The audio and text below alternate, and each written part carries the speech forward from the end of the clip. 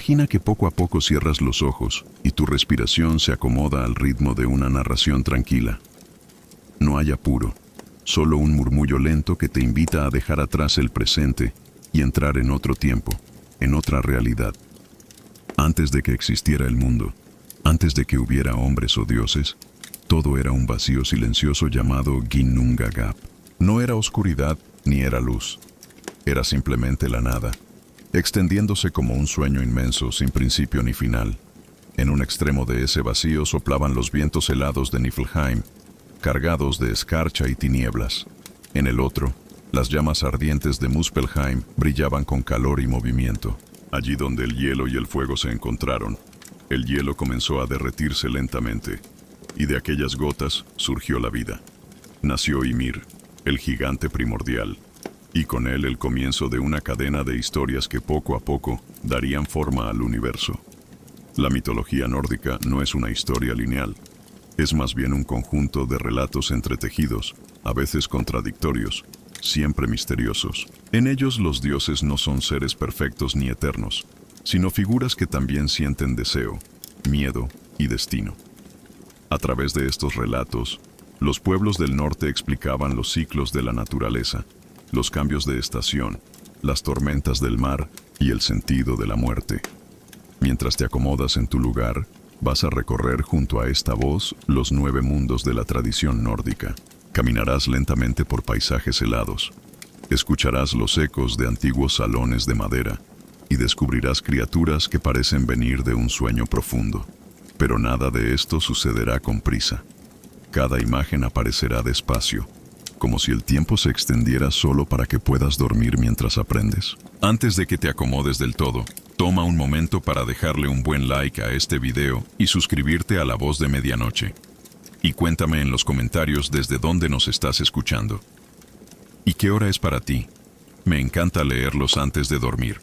Cuando piensas en los pueblos del norte, quizá lo primero que viene a tu mente son imágenes de montañas cubiertas de nieve, fiordos silenciosos y largas noches iluminadas apenas por el resplandor de las estrellas.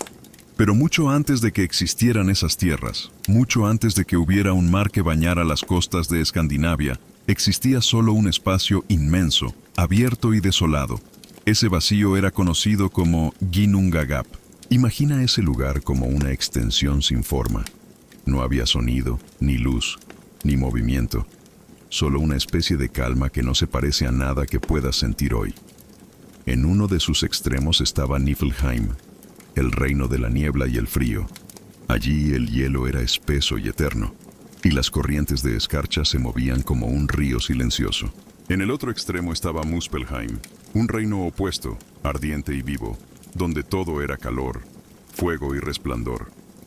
El encuentro entre ambos reinos fue el origen de todo lo que vendría después. Cuando el hielo de Niflheim se derritió bajo el calor de Muspelheim, aparecieron las primeras gotas de agua, y de ellas nació Ymir, el gigante primordial. Era una criatura inmensa, tan grande que su cuerpo parecía abarcar todo el vacío.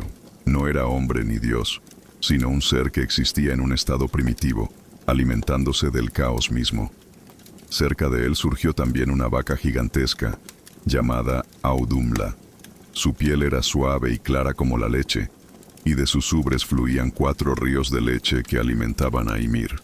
La vaca, a su vez, sobrevivía lamiendo lentamente los bloques de hielo salado de Niflheim. Con cada lamida, algo nuevo iba apareciendo. Primero, emergió el cabello de un ser. Después, su rostro. Finalmente, de aquel hielo surgió un hombre completo. Era Buri, el primero de los dioses.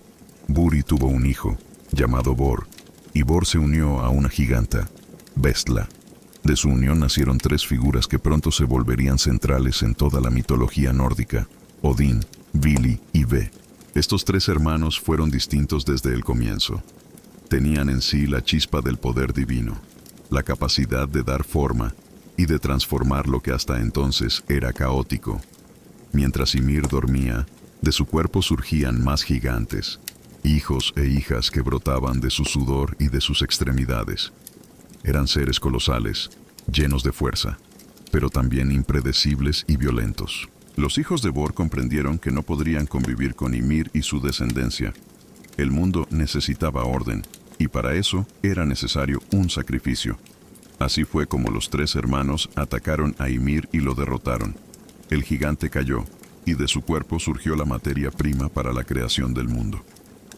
Su sangre formó los mares y los ríos. Su carne se convirtió en la tierra. Sus huesos se volvieron montañas, y sus dientes se transformaron en rocas. Con su cráneo, los dioses hicieron la bóveda celeste, colocándola como un techo sobre el universo. Y para que no se derrumbara, situaron a 4 enanos en sus esquinas, sosteniendo el cielo. Sus nombres eran Nordri, Sudri, Austri y Vestri, norte, sur, este y oeste. El cabello de Ymir se convirtió en los árboles y la vegetación. Sus cejas dieron forma a una muralla que rodeaba el lugar donde habitarían los hombres. Y de su cerebro nacieron las nubes, que flotaban suavemente sobre el firmamento. Así, poco a poco, lo que antes era un vacío, se transformó en un mundo habitable, lleno de contrastes, con mares helados y montañas escarpadas, con bosques oscuros y cielos en movimiento. En el centro de este nuevo cosmos se levantó Midgard, el mundo destinado a los humanos. Pero aún no había hombres que pudieran vivir en él. Para que existieran, era necesario un acto de creación más delicado. Un día, mientras caminaban por la orilla del mar, los tres hermanos divinos encontraron 2 troncos de árbol arrastrados por las olas. Uno era de fresno, el otro de olmo. Los recogieron con calma y comenzaron a darles forma. Odín les entregó el aliento de la vida. Vili les dio entendimiento y pensamiento. Ve les otorgó sentidos, forma y expresión. Así nacieron los primeros humanos: Ask, el hombre, y Embla, la mujer. Los dioses los colocaron en Midgard, protegido por la muralla hecha con las cejas de Ymir, para que allí comenzaran la vida de los mortales. El universo de la mitología nórdica no se limitaba a un solo mundo. Los dioses concibieron una estructura mucho más amplia: 9 mundos conectados entre sí, sostenidos por un fresno gigantesco llamado Yggdrasil. Sus raíces se extendían a profundidades insondables, y sus ramas alcanzaban los cielos más altos. Yggdrasil era más que un árbol, era el eje del cosmos, un puente entre realidades. En lo alto de sus ramas se encontraba Asgard, el reino de los dioses conocidos como los Aesir. Allí Odín y los suyos construyeron salones magníficos, donde habitaban entre festines, consejos y batallas. En otro lugar se encontraba Vanaheim, morada de los Vanir, dioses relacionados con la fertilidad y la prosperidad. Más abajo estaba Midgard, el mundo de los hombres, y aún más profundo se encontraba Helheim, el reino de los muertos, frío y sombrío, gobernado por la enigmática Hel. Cada mundo tenía su propia naturaleza y sus propias criaturas. En Jotunheim vivían los gigantes, siempre en conflicto con los dioses. En Svartalfaheim moraban los elfos oscuros, y en Alfheim los elfos luminosos. Niflheim, con su niebla helada, era un espacio de penumbras y corrientes de hielo, mientras que Muspelheim ardía en llamas eternas, habitado por gigantes de fuego. Todos estos mundos estaban unidos por las raíces y ramas de Yggdrasil, como un entramado vivo que mantenía el equilibrio del cosmos. Este era el paisaje en el que los dioses nórdicos comenzaban a moverse. Un universo complejo y lleno de tensiones. No era un paraíso perfecto ni una creación cerrada. Era un espacio vivo, en constante transformación, donde todo estaba destinado a cambiar con el tiempo.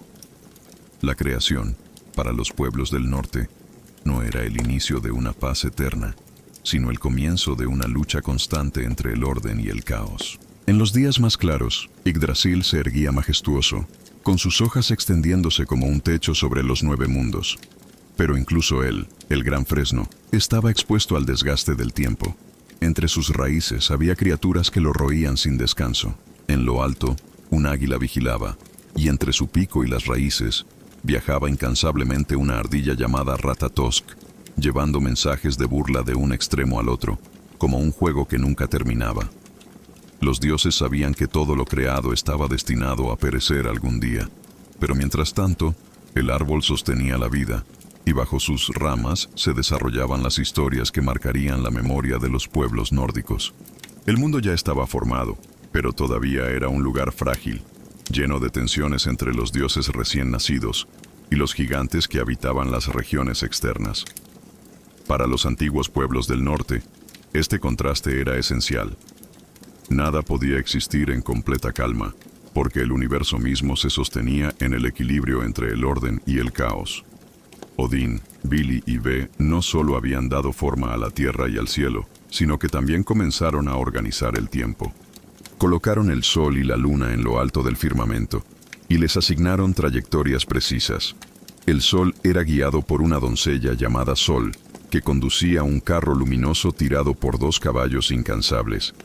La luna estaba en manos de su hermano, Mani, que la hacía avanzar suavemente en la oscuridad de la noche. Sin embargo, no estaban solos. 2 lobos gigantes, Skoll y Hati, corrían tras ellos sin descanso, intentando alcanzarlos. Los dioses sabían que un día lo lograrían, y que ese sería el principio del fin de los tiempos. También colocaron estrellas en el cielo, para que sirvieran como guía a los hombres. Cada punto de luz era como una chispa de orden en la inmensidad, un recordatorio de que, incluso en la noche más oscura, existía un camino marcado. Para los nórdicos, mirar el cielo era contemplar una red viva de historias y presagios. En el centro de Asgard, los dioses construyeron un gran salón llamado Gladsheim, donde se reunían para tomar decisiones. Y Odín, el mayor de los 3 hermanos, comenzó a destacar sobre los demás. Su figura era seria, profunda, marcada por la búsqueda constante de sabiduría. Pronto se convirtió en el All-Father, el padre de todos, aquel que guiaba tanto a los dioses como a los hombres. Sin embargo, el universo no pertenecía únicamente a los Aesir. Los Vanir, otra raza de dioses, habitaban su propio mundo y representaban aspectos distintos de la existencia. Mientras los Aesir estaban más ligados a la guerra, al poder y al destino, los Vanir eran dioses de la fertilidad, la abundancia y la naturaleza. Entre ambas razas surgirían conflictos, pero también alianzas que marcarían el rumbo de la mitología nórdica. En Jotunheim, los gigantes observaban con recelo el ascenso de los dioses. Eran hijos de Ymir y descendientes de una fuerza más antigua, y aunque habían perdido su batalla contra los 3 hermanos, no habían desaparecido. Seguían habitando montañas y tierras lejanas, llenando de tensión las fronteras de los mundos. Para los nórdicos, los gigantes eran fuerzas inevitables, imposibles de destruir por completo, porque representaban el caos mismo que siempre volvería a manifestarse. El mar, formado con la sangre de Ymir, era extenso e interminable. Allí habitaban criaturas temibles, como la serpiente Jormungandr, que crecía sin cesar hasta rodear la tierra entera, mordiéndose la propia cola. Esta imagen de un círculo eterno era fundamental en la cosmovisión nórdica. Todo lo que existe se repite, todo nace y muere en un ciclo sin final. En lo profundo de Helheim, Hel, la hija de Loki, gobernaba sobre las almas de aquellos que no morían en batalla. Su reino no era un lugar de tormento ardiente, sino más bien un espacio gris, frío y silencioso, donde las sombras se desvanecían lentamente en la calma de la eternidad. Este contraste con el Valhalla mostraba cómo los pueblos nórdicos concebían la vida después de la muerte. Un destino podía estar lleno de festines y gloria, o podía ser simplemente la quietud de un descanso sin fin. Los dioses, conscientes de la fragilidad del universo, buscaron constantemente maneras de reforzar su poder. Forjaron armas y objetos que se volverían legendarios. Entre ellos estaba el martillo de Thor, Mjolnir, que no solo servía para derrotar a los gigantes, sino también para bendecir matrimonios, proteger cosechas y consagrar pactos. El martillo era símbolo de destrucción y de protección al mismo tiempo. Odín, por su parte, sacrificó uno de sus ojos en el pozo de Mimir, a cambio de un sorbo de sabiduría. Desde entonces, se convirtió en un dios tuerto, con una mirada que penetraba en lo más profundo, siempre en busca de conocimiento. También se colgó durante 9 noches del árbol Yggdrasil, atravesado por su propia lanza, sin recibir ayuda, sin agua ni alimento. Al final de ese sacrificio, obtuvo el conocimiento de las runas, signos cargados de poder que guardaban secretos sobre el destino. Cada gesto de los dioses mostraba una idea central. Todo conocimiento verdadero, todo poder duradero, solo podía obtenerse mediante sacrificio. Así, las historias se transmitían no como relatos de gloria fácil, sino como recordatorios de que la vida estaba hecha de pruebas y pérdidas. Los pueblos del norte escuchaban estas historias en largas noches de invierno, alrededor del fuego. Mientras el viento golpeaba las paredes de madera y el hielo crujía en los techos, los relatos de Ymir, de Odín y de los gigantes circulaban como un murmullo antiguo. Eran más que entretenimiento. Eran la manera de comprender el mundo, de aceptar que la naturaleza era dura, pero que incluso en la dureza había un orden profundo. Las raíces de Yggdrasil sostenían 3 pozos sagrados. Uno de ellos era el pozo de Urd, donde vivían las Nornas, las guardianas del destino. Allí, 3 figuras femeninas tejían los hilos de la vida.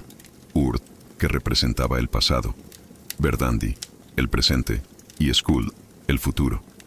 Con manos pacientes, marcaban la suerte de dioses y hombres, mostrando que nadie escapaba del destino, ni siquiera los más poderosos. Este detalle resultaba revelador. A diferencia de otras mitologías donde los dioses parecían todopoderosos, en la tradición nórdica incluso ellos estaban sometidos al paso del tiempo y al destino inevitable del Ragnarök, el fin de los tiempos.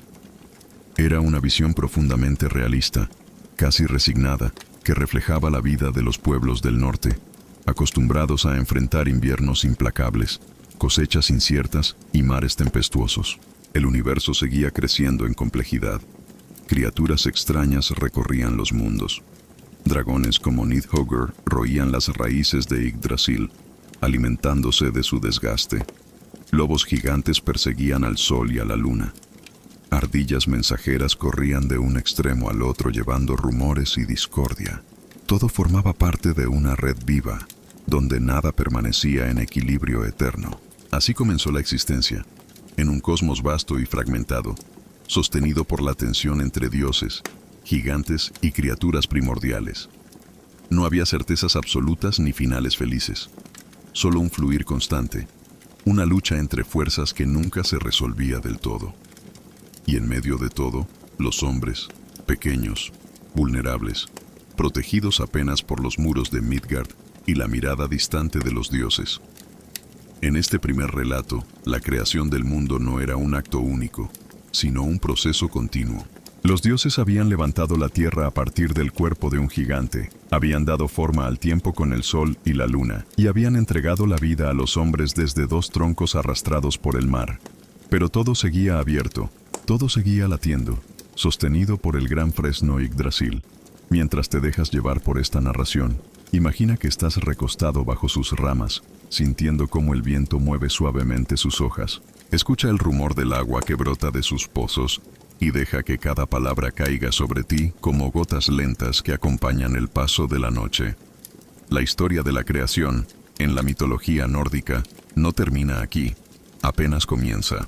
Cuando el universo estuvo delineado y los mundos ocuparon sus lugares en la estructura de Yggdrasil, los dioses comenzaron a organizar su propia morada.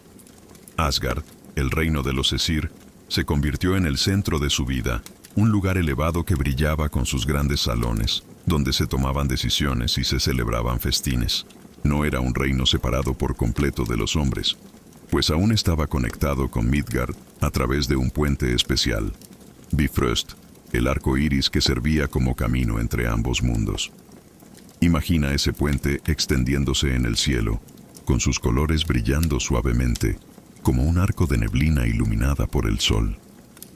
Era más que un simple pasaje, era un símbolo del contacto entre los dioses y los mortales. Los hombres podían mirar hacia arriba y sentir que, de alguna manera, sus vidas estaban ligadas a las decisiones de quienes vivían en Asgard. El corazón de Asgard era Gladsheim, un salón donde los dioses se reunían. Allí cada uno ocupaba su lugar, con sillas asignadas que mostraban la importancia de cada figura. En el centro siempre se destacaba Odín, el Allfather, con su mirada profunda y su silencio cargado de pensamientos. No estaba solo. A su lado había cuervos que volaban cada día por los mundos, Hugin y Munin. Uno representaba el pensamiento, el otro la memoria.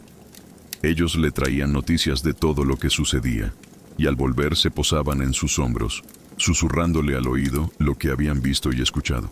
Odín también estaba acompañado por dos lobos, Geri y Freki, que lo seguían a todas partes. Su presencia recordaba que la vida de los dioses no estaba exenta de la compañía de criaturas salvajes, y que su poder se sostenía también en símbolos de fuerza y lealtad. Pero Asgard no era solo el reino de Odín. Allí vivían muchos otros dioses, cada uno con su carácter y su función en el mundo.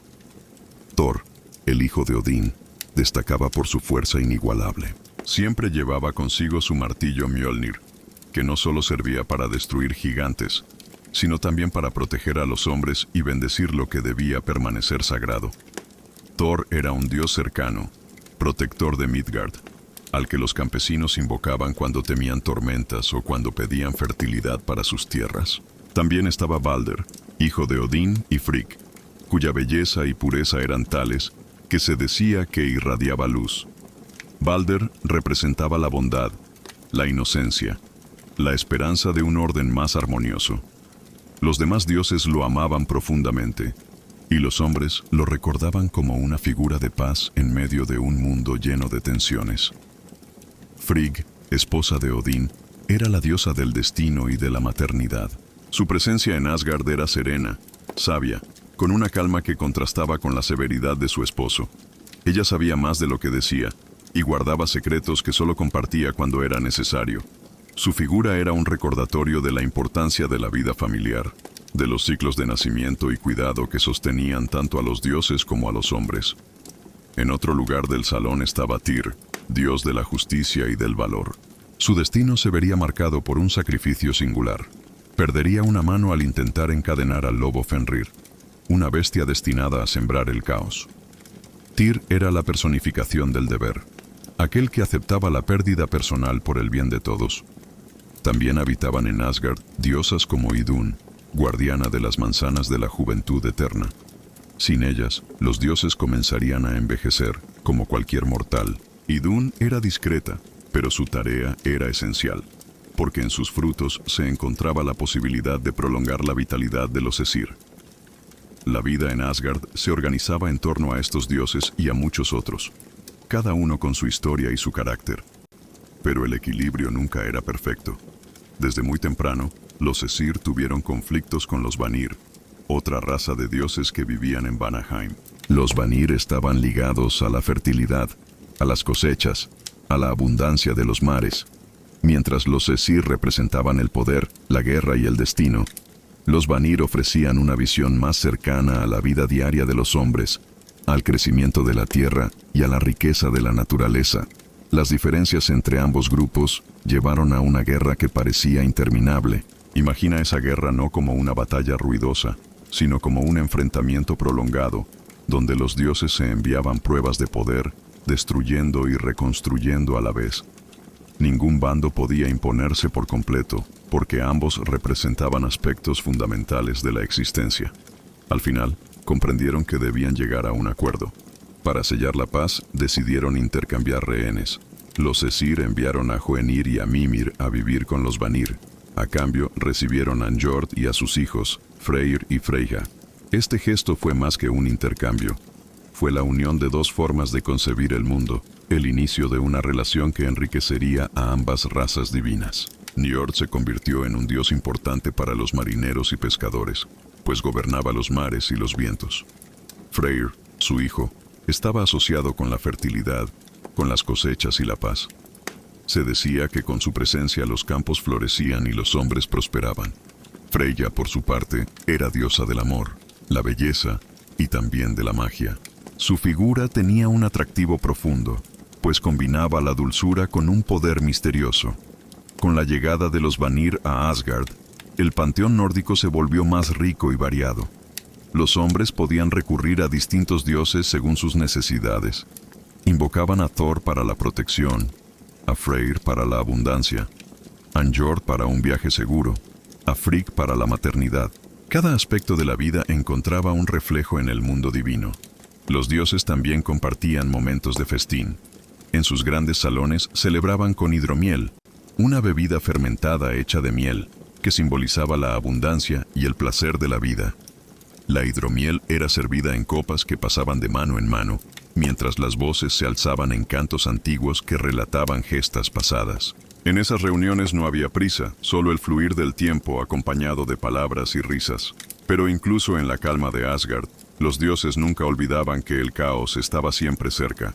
Los gigantes de Jotunheim acechaban en las montañas, esperando cualquier oportunidad para desafiar el orden. Y las Nornas, desde el pozo de Urd, seguían tejiendo hilos que marcaban destinos ineludibles. El futuro estaba escrito, y aunque los dioses lo conocían, no podían evitarlo. En los salones de Asgard, las horas transcurrían de una manera distinta a la de los hombres. No había preocupación por la cosecha inmediata ni por el frío de los inviernos largos. Sin embargo, los dioses mantenían una rutina que se asemejaba, en muchos aspectos, a la vida de los mortales, como si entre ambos mundos hubiera un reflejo constante. Cada día, Odín se sentaba en su trono alto, llamado Hlidskjalf. Desde allí, podía observar los 9 mundos. Imagina su figura quieta, con el único ojo que le quedaba brillando bajo la luz tenue, mientras sus cuervos emprendían vuelo. Al observar, Odín no buscaba solo vigilar, buscaba comprender. Cada acontecimiento, cada movimiento de los hombres y las criaturas, tenía un lugar en el tejido del destino, y él dedicaba tiempo a meditar sobre ello. Los demás dioses, mientras tanto, se ocupaban de tareas diversas. Thor recorría Midgard, protegiendo a los hombres de los gigantes y de las criaturas que amenazaban sus aldeas. Su presencia era como la de un guardián cercano, y los campesinos lo invocaban con confianza, golpeando el aire con símbolos del martillo para asegurar sus campos y hogares. Freyja practicaba el Seidr, una forma de magia antigua que le permitía ver más allá de lo visible y alterar el curso de ciertos sucesos. Este arte estaba ligado al destino y a la voluntad, y aunque era considerado poderoso, también era peligroso, porque revelaba verdades que podían ser pesadas de soportar. Freyja, con su collar Brisingamen brillando en el pecho, era un puente entre lo cotidiano y lo misterioso. Njord, por su parte, gobernaba las aguas. Los marineros lo recordaban cada vez que partían en un barco, cuando el viento era incierto y las olas golpeaban con fuerza. Aunque los hombres rara vez lo veían, sentían que su poder se manifestaba en cada brisa que inflaba las velas. Para quienes vivían del mar, Njord era tan vital como el sol o la tierra. Los dioses mantenían también relaciones con los hombres, no de manera constante, pero sí en momentos significativos. A veces enviaban señales, otras veces se manifestaban en sueños o en encuentros fugaces en el bosque. Los hombres ofrecían sacrificios en su honor, animales, armas, incluso objetos valiosos. Los altares se construían con madera y piedra, y en ellos ardía el fuego del tributo. Era una forma de mantener el vínculo, de recordar que lo humano y lo divino estaban entrelazados. En Asgard, los dioses celebraban juicios y asambleas. Tyr presidía muchas de ellas, porque su espíritu estaba marcado por la justicia. Imagina un círculo de deidades reunidas, escuchando con calma las palabras de cada uno, midiendo con paciencia lo que era correcto y lo que debía castigarse. No siempre había consenso, pero el acto de reunirse era en sí mismo una forma de sostener el orden. Los días transcurrían en un equilibrio delicado. Festines, consejos y vigilias se entrelazaban, y cada dios cumplía su papel en el gran tejido del cosmos. Idun, con sus manzanas doradas, recorría los salones y ofrecía los frutos a quienes lo necesitaban. Cada mordisco devolvía la vitalidad, recordando que, aunque los dioses eran poderosos, también estaban sujetos al paso del tiempo.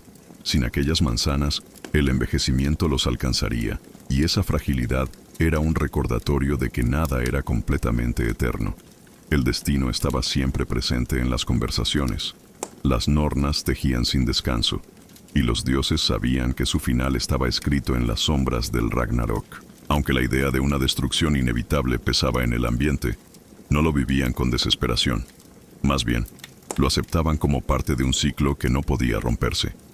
Esa resignación, tan diferente a la visión de otros pueblos, hablaba de una sabiduría que entendía la vida y la muerte como momentos inseparables. Los mortales en sus aldeas escuchaban estas historias y encontraban consuelo en ellas. Saber que incluso los dioses debían someterse al destino hacía más llevadera la dureza de sus propios días. Si Odín había entregado un ojo por sabiduría, si Tyr había perdido una mano por justicia, entonces el sacrificio humano en la vida cotidiana encontraba un espejo en el mundo divino. En los largos inviernos, cuando las hogueras eran el único refugio contra el frío, los hombres narraban estas historias a sus hijos. Hablar de Asgard era hablar de un lugar lejano pero cercano al mismo tiempo. Un sitio donde los dioses celebraban, discutían y luchaban, como los hombres mismos, aunque a una escala mayor. En esas noches se repetían nombres. Thor, protector de los campesinos. Freyr, dador de cosechas. Freyja, portadora de belleza y magia. Njord, guardián del mar. Cada nombre era pronunciado con respeto, como un susurro que conectaba la fragilidad de lo humano con la grandeza de lo divino. Mientras tanto, en Asgard, los dioses seguían observando. El Bifrost, brillante en el cielo, recordaba que había un camino entre mundos, pero también un límite. Los hombres no podían atravesarlo libremente. Solo los dioses y algunos elegidos podían hacerlo. Este detalle reforzaba la distancia necesaria entre mortales y deidades. Una distancia que inspiraba respeto y reverencia. Las criaturas menores de Asgard también cumplían sus funciones.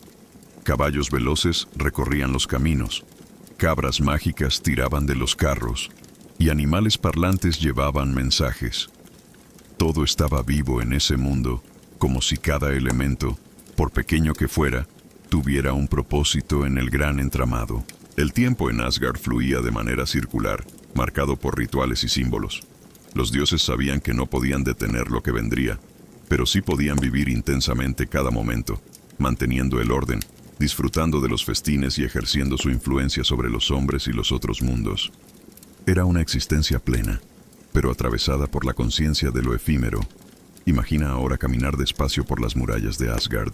El aire es fresco, el cielo se tiñe de tonos suaves, y a lo lejos se escucha el murmullo del Bifrost, brillando como un río de luz. Sientes la calma de un mundo que, aunque poderoso, está sostenido en un equilibrio frágil. Los dioses se mueven con serenidad en sus salones, y cada rincón guarda una historia que explica la vida, la muerte y el destino. Así era la vida en Asgard. No un paraíso libre de preocupaciones, sino un lugar vibrante, lleno de rituales, vínculos y tensiones. Un reflejo del universo mismo, donde cada ser tenía un papel que cumplir, y donde incluso los más poderosos aceptaban que algún día todo terminaría. En los salones de Asgard, las horas transcurrían de una manera distinta a la de los hombres. No había preocupación por la cosecha inmediata ni por el frío de los inviernos largos. Sin embargo, los dioses mantenían una rutina que se asemejaba, en muchos aspectos, a la vida de los mortales, como si entre ambos mundos hubiera un reflejo constante. Cada día, Odín se sentaba en su trono alto, llamado Hlidskjalf. Desde allí, podía observar los 9 mundos. Imagina su figura quieta, con el único ojo que le quedaba brillando bajo la luz tenue, mientras sus cuervos emprendían vuelo. Al observar, Odín no buscaba solo vigilar, buscaba comprender. Cada acontecimiento, cada movimiento de los hombres y las criaturas, tenía un lugar en el tejido del destino, y él dedicaba tiempo a meditar sobre ello. Los demás dioses, mientras tanto, se ocupaban de tareas diversas. Thor recorría Midgard, protegiendo a los hombres de los gigantes y de las criaturas que amenazaban sus aldeas. Su presencia era como la de un guardián cercano, y los campesinos lo invocaban con confianza, golpeando el aire con símbolos del martillo para asegurar sus campos y hogares. Freyja practicaba el Seidr, una forma de magia antigua que le permitía ver más allá de lo visible y alterar el curso de ciertos sucesos. Este arte estaba ligado al destino y a la voluntad, y aunque era considerado poderoso, también era peligroso, porque revelaba verdades que podían ser pesadas de soportar. Freyja, con su collar Brisingamen brillando en el pecho, era un puente entre lo cotidiano y lo misterioso. Njord, por su parte, gobernaba las aguas. Los marineros lo recordaban cada vez que partían en un barco, cuando el viento era incierto y las olas golpeaban con fuerza. Aunque los hombres rara vez lo veían, sentían que su poder se manifestaba en cada brisa que inflaba las velas. Para quienes vivían del mar, Njord era tan vital como el sol o la tierra. Los dioses mantenían también relaciones con los hombres, no de manera constante, pero sí en momentos significativos. A veces enviaban señales, otras veces se manifestaban en sueños o en encuentros fugaces en el bosque. Los hombres ofrecían sacrificios en su honor, animales, armas, incluso objetos valiosos. Los altares se construían con madera y piedra, y en ellos ardía el fuego del tributo. Era una forma de mantener el vínculo, de recordar que lo humano y lo divino estaban entrelazados. En Asgard, los dioses celebraban juicios y asambleas. Tyr presidía muchas de ellas, porque su espíritu estaba marcado por la justicia. Imagina un círculo de deidades reunidas, escuchando con calma las palabras de cada uno, midiendo con paciencia lo que era correcto y lo que debía castigarse. No siempre había consenso, pero el acto de reunirse era en sí mismo una forma de sostener el orden. Los días transcurrían en un equilibrio delicado. Festines, consejos y vigilias se entrelazaban, y cada dios cumplía su papel en el gran tejido del cosmos. Idun, con sus manzanas doradas, recorría los salones y ofrecía los frutos a quienes lo necesitaban. Cada mordisco devolvía la vitalidad, recordando que, aunque los dioses eran poderosos, también estaban sujetos al paso del tiempo. Sin aquellas manzanas, el envejecimiento los alcanzaría, y esa fragilidad era un recordatorio de que nada era completamente eterno. El destino estaba siempre presente en las conversaciones. Las nornas tejían sin descanso, y los dioses sabían que su final estaba escrito en las sombras del Ragnarok. Aunque la idea de una destrucción inevitable pesaba en el ambiente, no lo vivían con desesperación. Más bien, lo aceptaban como parte de un ciclo que no podía romperse. Esa resignación, tan diferente a la visión de otros pueblos, hablaba de una sabiduría que entendía la vida y la muerte como momentos inseparables. Los mortales, en sus aldeas, escuchaban estas historias y encontraban consuelo en ellas.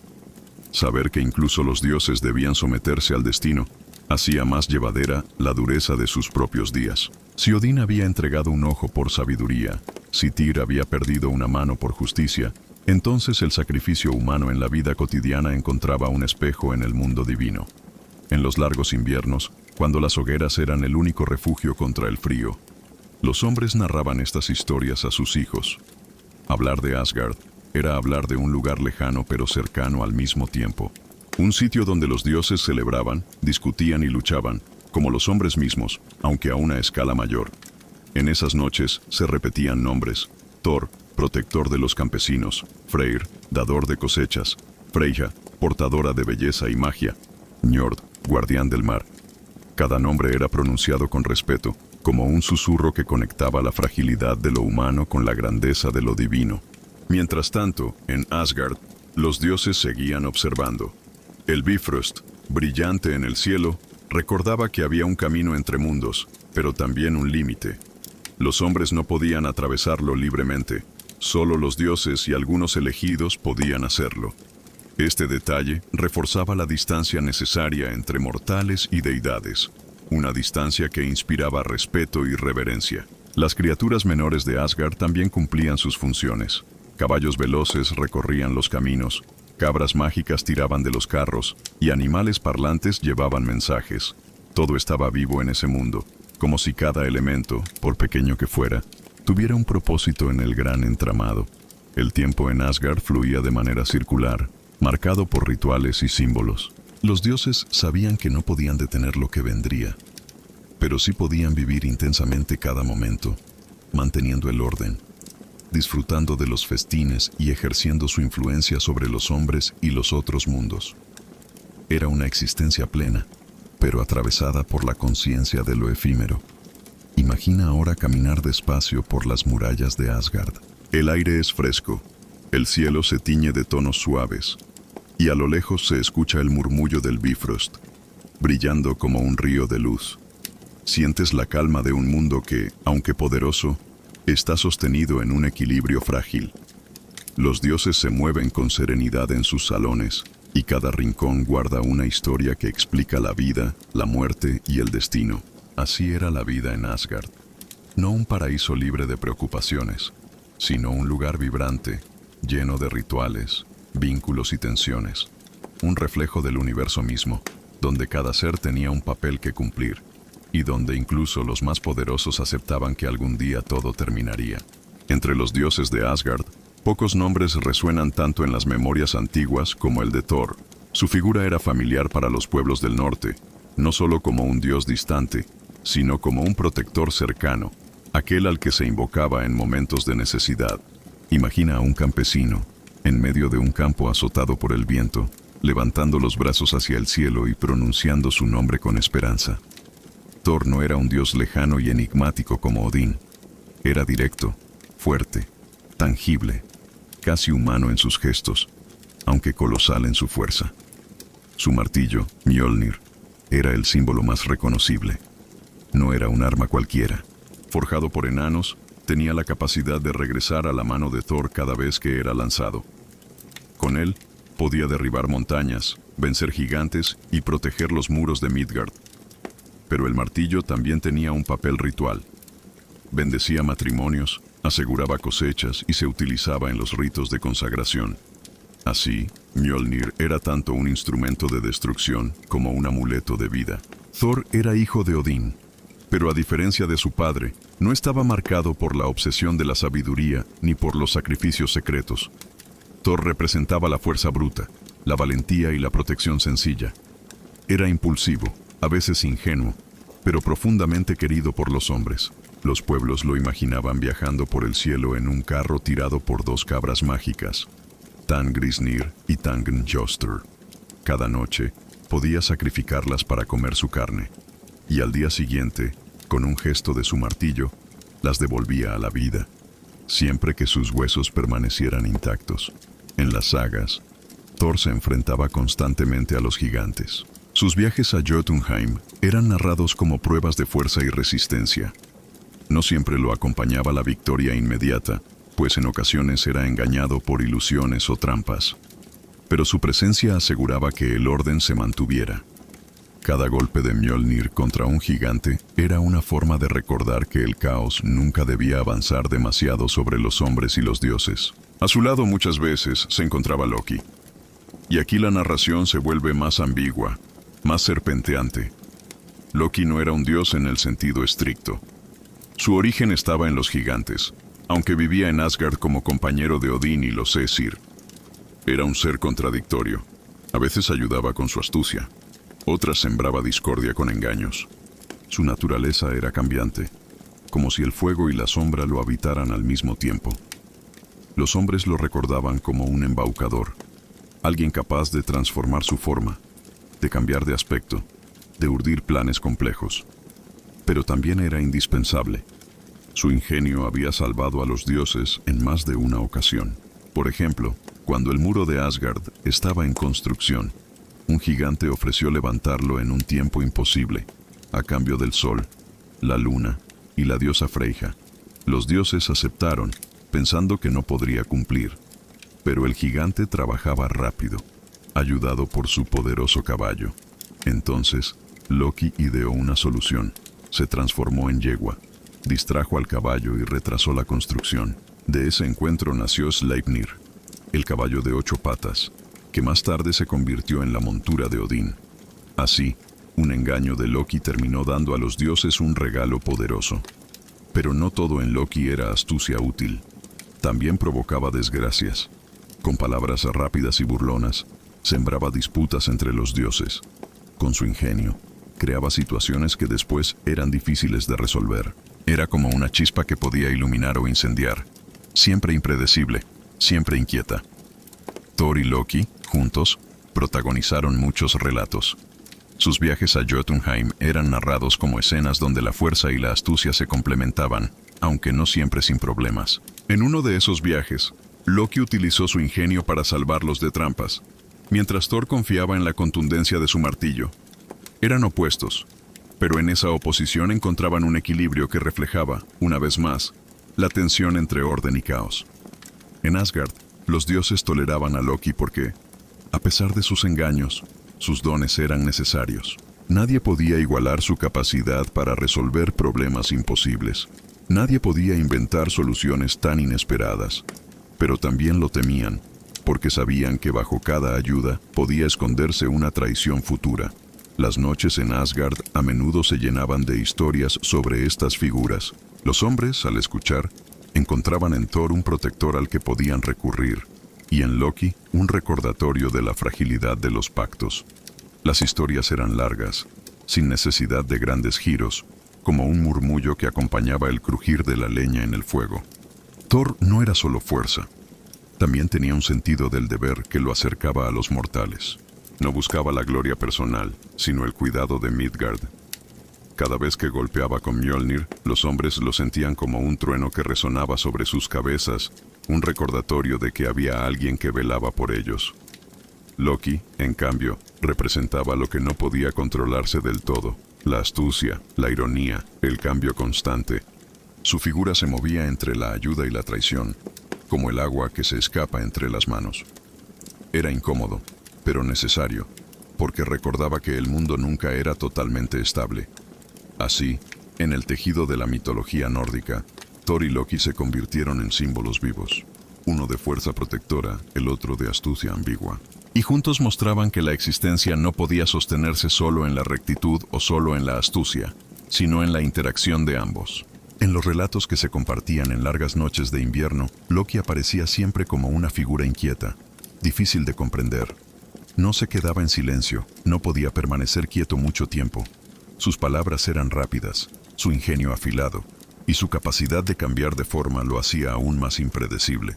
Se transformaba en ave, en pez, en mujer, en cualquier figura que le sirviera para llevar adelante un plan. Esta cualidad lo hacía peligroso, pero también fascinante. Entre los dioses, había momentos en los que su ingenio salvaba lo que parecía perdido. En una ocasión, cuando los enanos crearon tesoros maravillosos, Loki se involucró en un desafío que puso en riesgo a todos. Para complacer a los dioses y reparar un error propio, logró que los artesanos forjaran objetos que luego serían esenciales. De esa situación surgió, por ejemplo, Mjolnir, el martillo de Thor. Aunque el mango resultó más corto de lo previsto por un descuido, el arma se convirtió en la más poderosa de todas. Una vez más, del engaño y la travesura de Loki brotó un beneficio para Asgard. Pero también había otro lado. Loki disfrutaba de sembrar discordia con palabras envenenadas. En los banquetes, su lengua podía convertirse en un arma más peligrosa que cualquier espada. Ridiculizaba, acusaba, provocaba. Sus burlas no eran inocentes, sino semillas de rencor que se acumulaban poco a poco. Aunque a veces parecían simples juegos, los dioses sabían que podían volverse graves con el tiempo. Thor, en contraste, mantenía su papel de protector. Sus viajes contra los gigantes eran contados como hazañas que aseguraban la estabilidad de los mundos. En una de esas historias, viajó al castillo del gigante Utgard-Loki, no para destruirlo con fuerza, sino para participar en pruebas que pusieron a prueba su resistencia y su humildad. Allí, Thor fue engañado con ilusiones que lo hicieron parecer débil. Intentó vaciar un cuerno de bebida que estaba conectado al mar entero. Luchó contra una anciana que resultó ser la vejez misma, y trató de levantar a un gato que en realidad era la serpiente Jormungandr disfrazada. Aunque no logró superar esas pruebas, el hecho de enfrentarlas mostraba que incluso el más fuerte de los dioses debía reconocer sus límites. Estas historias tenían un ritmo pausado, casi meditativo. Al contarlas, los narradores no buscaban solo entretener, sino enseñar que la fuerza, por sí sola, no era suficiente, y que el engaño y la ilusión podían alterar cualquier resultado. Los oyentes, al calor del fuego, dejaban que esas imágenes se grabaran lentamente en su mente, como si fueran sueños que permanecen al despertar. Loki, en muchos relatos, cruzaba la delgada línea entre el aliado y el enemigo. Su naturaleza no podía contenerse en categorías simples. Era capaz de salvar a los dioses en un momento y de ponerlos en peligro en el siguiente. Esta ambigüedad lo volvía esencial en el tejido de la mitología, porque recordaba que el orden y el caos no eran fuerzas separadas por completo, sino entrelazadas de manera inevitable.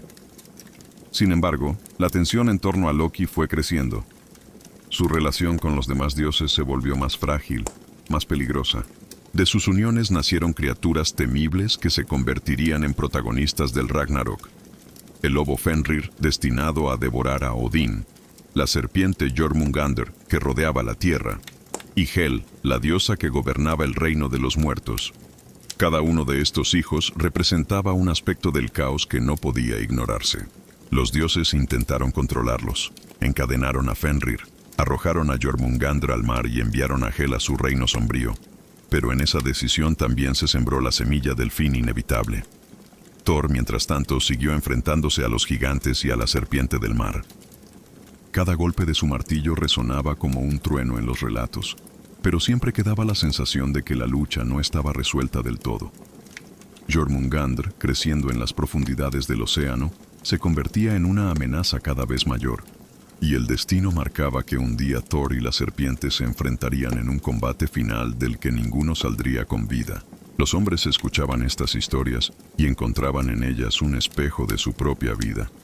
La fuerza de Thor les recordaba la necesidad de resistir el frío, el hambre y las batallas. La astucia de Loki les hablaba de la importancia de la inteligencia, pero también del riesgo de la traición. Y el destino de sus hijos mostraba que, por más que uno intentara controlar el futuro, siempre había fuerzas más grandes que escapaban al dominio humano. En las noches más largas, cuando el cielo estaba cubierto de estrellas y el viento del norte soplaba con fuerza, los narradores extendían estas historias como un tejido sin fin. No había prisa por llegar a un desenlace. Cada detalle, cada gesto de los dioses, cada palabra de Loki, se relataba lentamente, como gotas de agua cayendo en la calma. Era una forma de dormir acompañados por la memoria de un mundo donde todo tenía un sentido profundo, aunque no siempre visible. Así, Thor y Loki permanecían unidos en los relatos, como dos fuerzas opuestas que nunca podían separarse del todo. El uno, símbolo de protección y fuerza. El otro, emblema de astucia y cambio.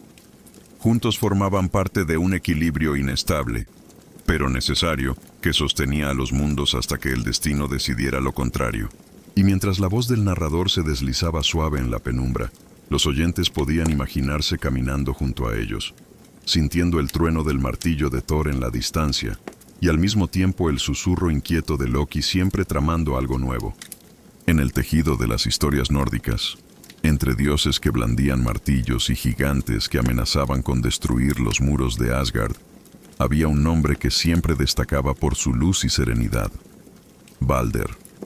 Su presencia era distinta. Mientras Thor representaba la fuerza y Loki la astucia inquieta, Balder era la claridad, la bondad que irradiaba calma incluso en medio de un universo marcado por la lucha constante entre orden y caos. Los relatos lo describen como tan hermoso que de su cuerpo emanaba un resplandor suave, casi como la luz de un amanecer en un día despejado. Su rostro era sereno, sus palabras eran justas, y su espíritu parecía incapaz de albergar rencor o engaño. Balder era hijo de Odín y de Frigg, y entre todos los dioses era el más amado. Incluso los hombres lo recordaban como un símbolo de esperanza, como la posibilidad de que en un mundo áspero todavía existiera un reflejo de bondad pura. Frigg, su madre, lo cuidaba con un amor especial. Sabía que en los hilos del destino había oscuridad, y temía que esa sombra alcanzara a su hijo. Balder, por su parte, comenzó a tener sueños inquietantes. Soñaba con su propia muerte, con imágenes de un final inminente que no podía detener. Cuando lo confesó, Asgard entero se estremeció. Los dioses comprendieron que esos sueños no eran simples ilusiones.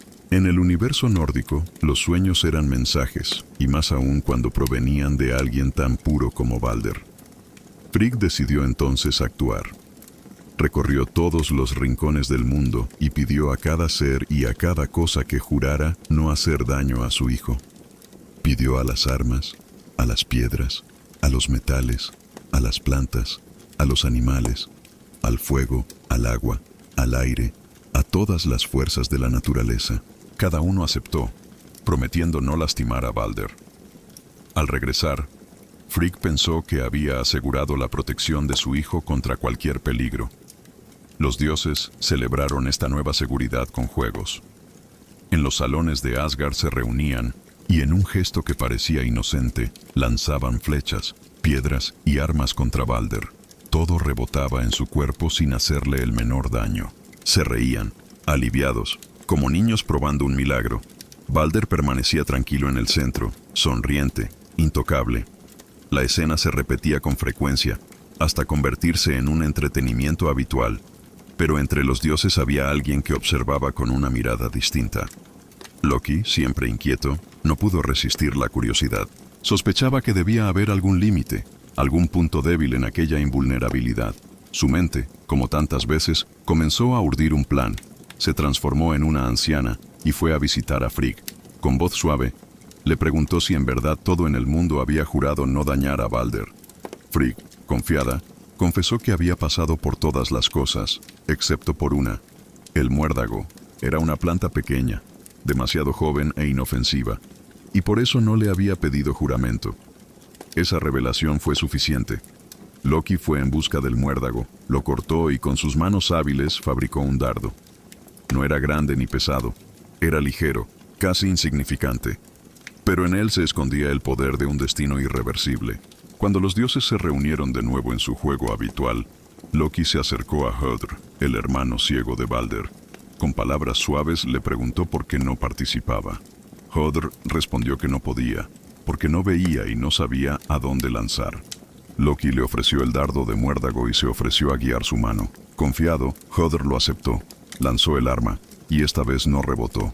El muérdago atravesó a Balder, y la sala quedó en silencio.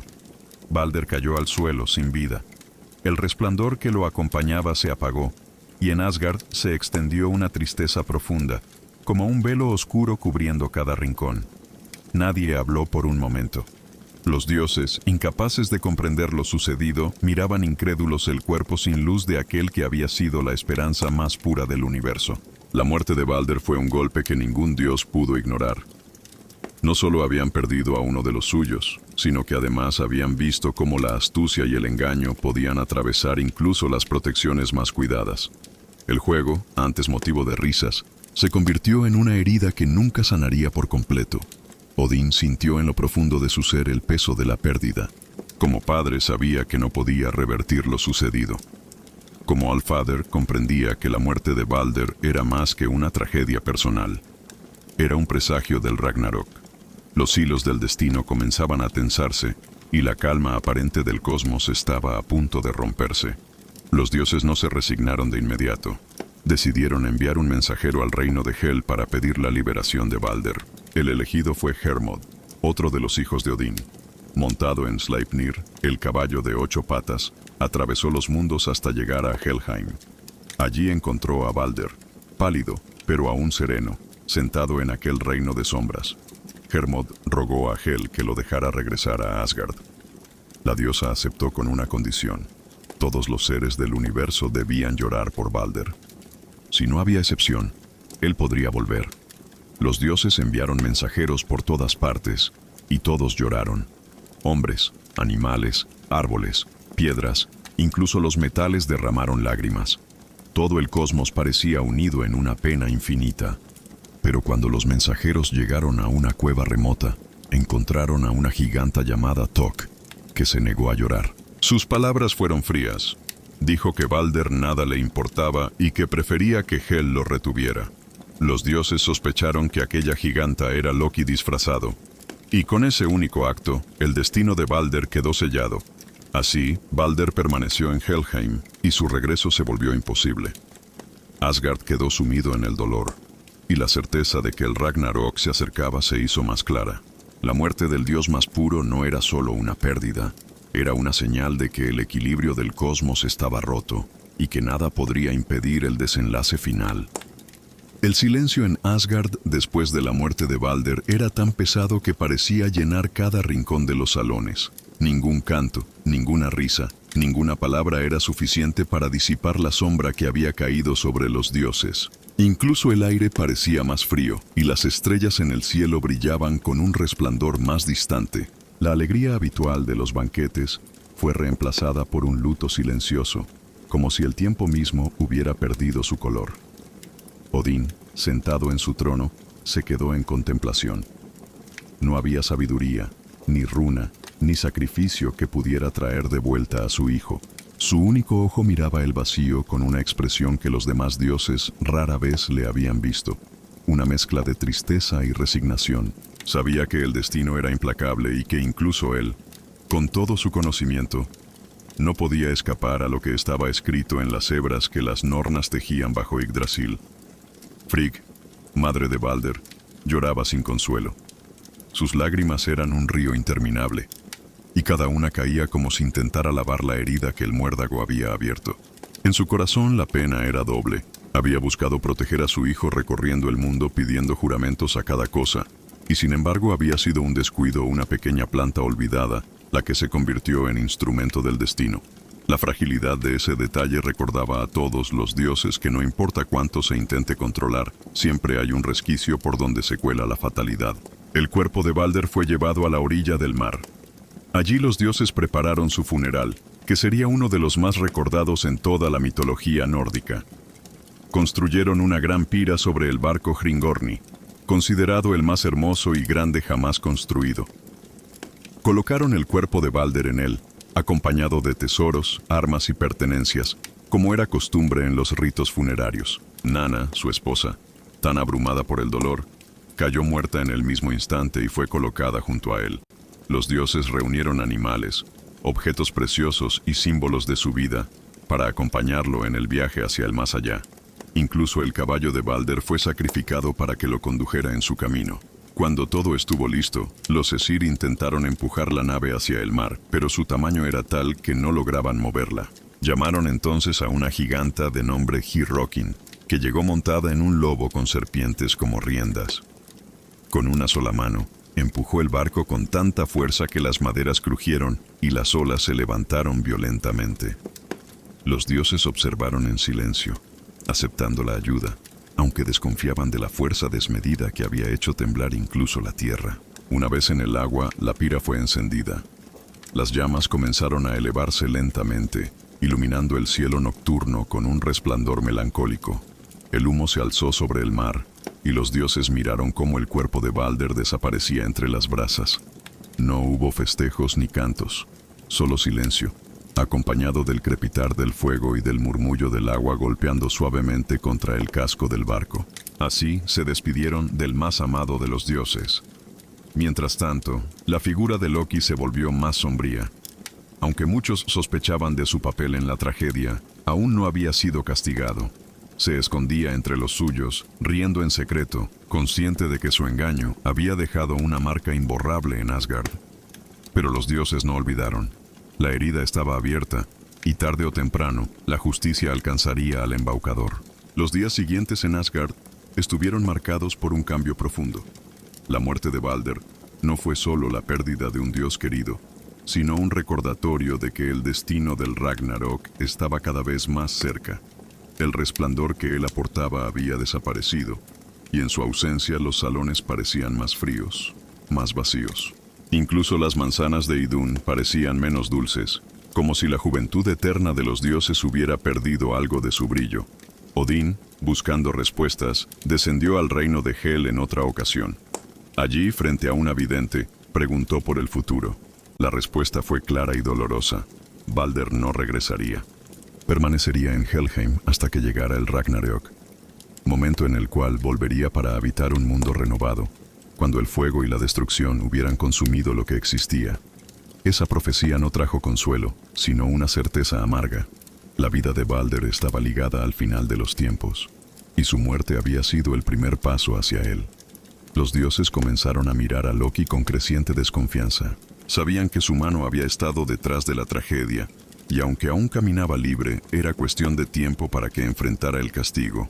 Pero Loki, astuto como siempre, se movía entre ellos con sonrisas y palabras rápidas, intentando desviar sospechas. Su habilidad para disfrazarse y cambiar de forma lo mantenía a salvo, aunque no podía borrar el rastro de lo que había hecho. Las historias narraban cómo los banquetes perdieron su brillo después de la muerte de Balder. Los cánticos eran más apagados, los juegos menos alegres. Los dioses seguían celebrando, porque así lo marcaba su vida, pero la sombra de la pérdida siempre estaba presente.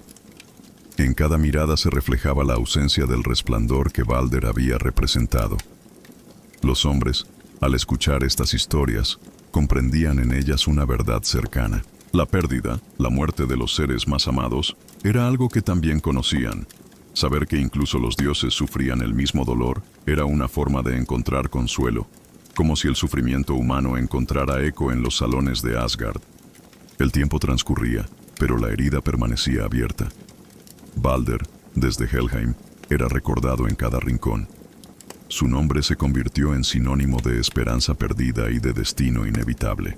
El recuerdo de su sonrisa, de su luz, era evocado en los relatos nocturnos, como un murmullo que recorría las casas y los templos.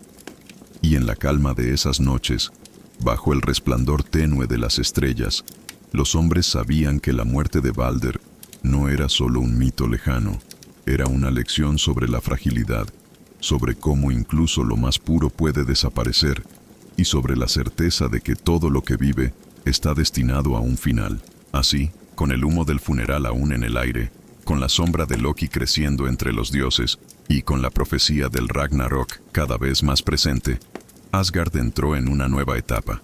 Ya nada sería igual. La calma había sido rota, y aunque los dioses intentaban mantener el orden, sabían que la rueda del destino giraba inexorablemente hacia el final escrito desde el comienzo de los tiempos. Después de la muerte de Balder, la calma en Asgard quedó quebrada para siempre.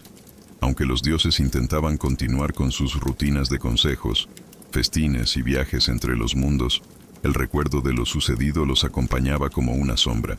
Y en esa sombra, cada vez más evidente, estaba la figura de Loki.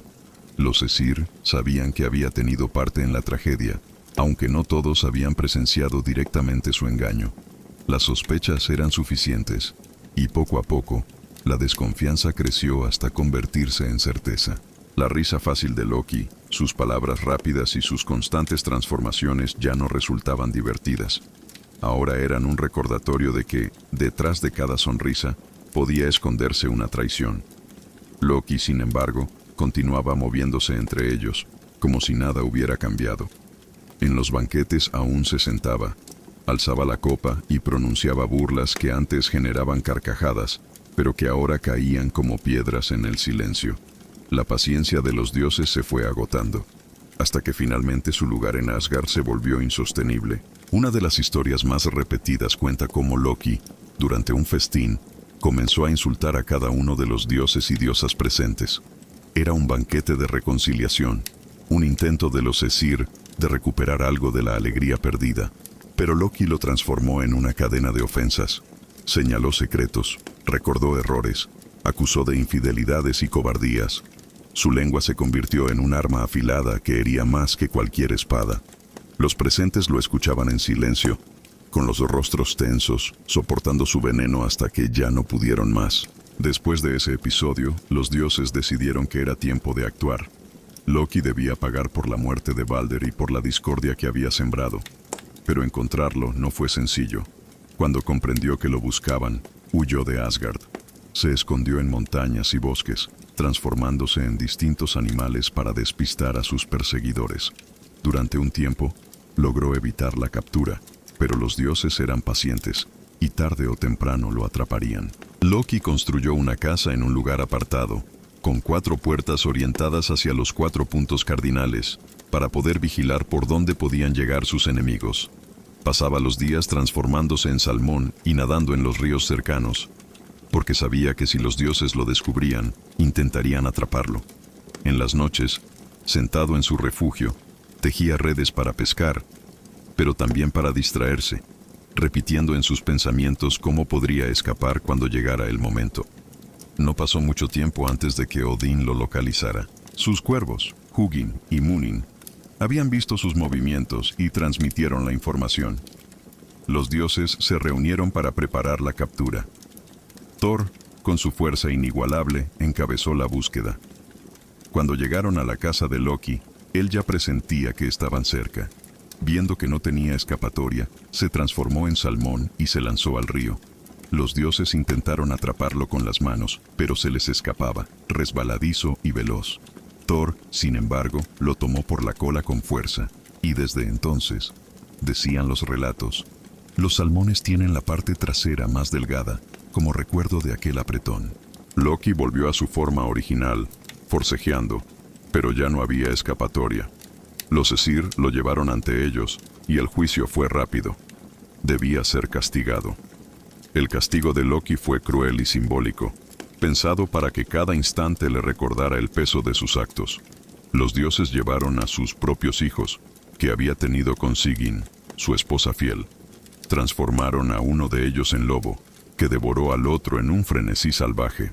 Con las entrañas del hijo muerto, ataron a Loki sobre 3 rocas, extendido y sin posibilidad de moverse. Sobre él, colocaron una serpiente que goteaba veneno directamente sobre su rostro. Sigyn, la esposa de Loki, permaneció a su lado. Con un cuenco en las manos, recogía el veneno para evitar que cayera sobre su rostro. Pero cuando debía vaciar el recipiente, aunque solo fuera por unos segundos, el veneno caía directamente en su piel. En esos momentos, Loki se retorcía de dolor, tanto que sus movimientos hacían temblar la tierra. Los hombres, al sentir esos temblores, decían que eran los terremotos provocados por el sufrimiento del embaucador. Así quedó Loki, encadenado bajo la tierra, aguardando el destino inevitable.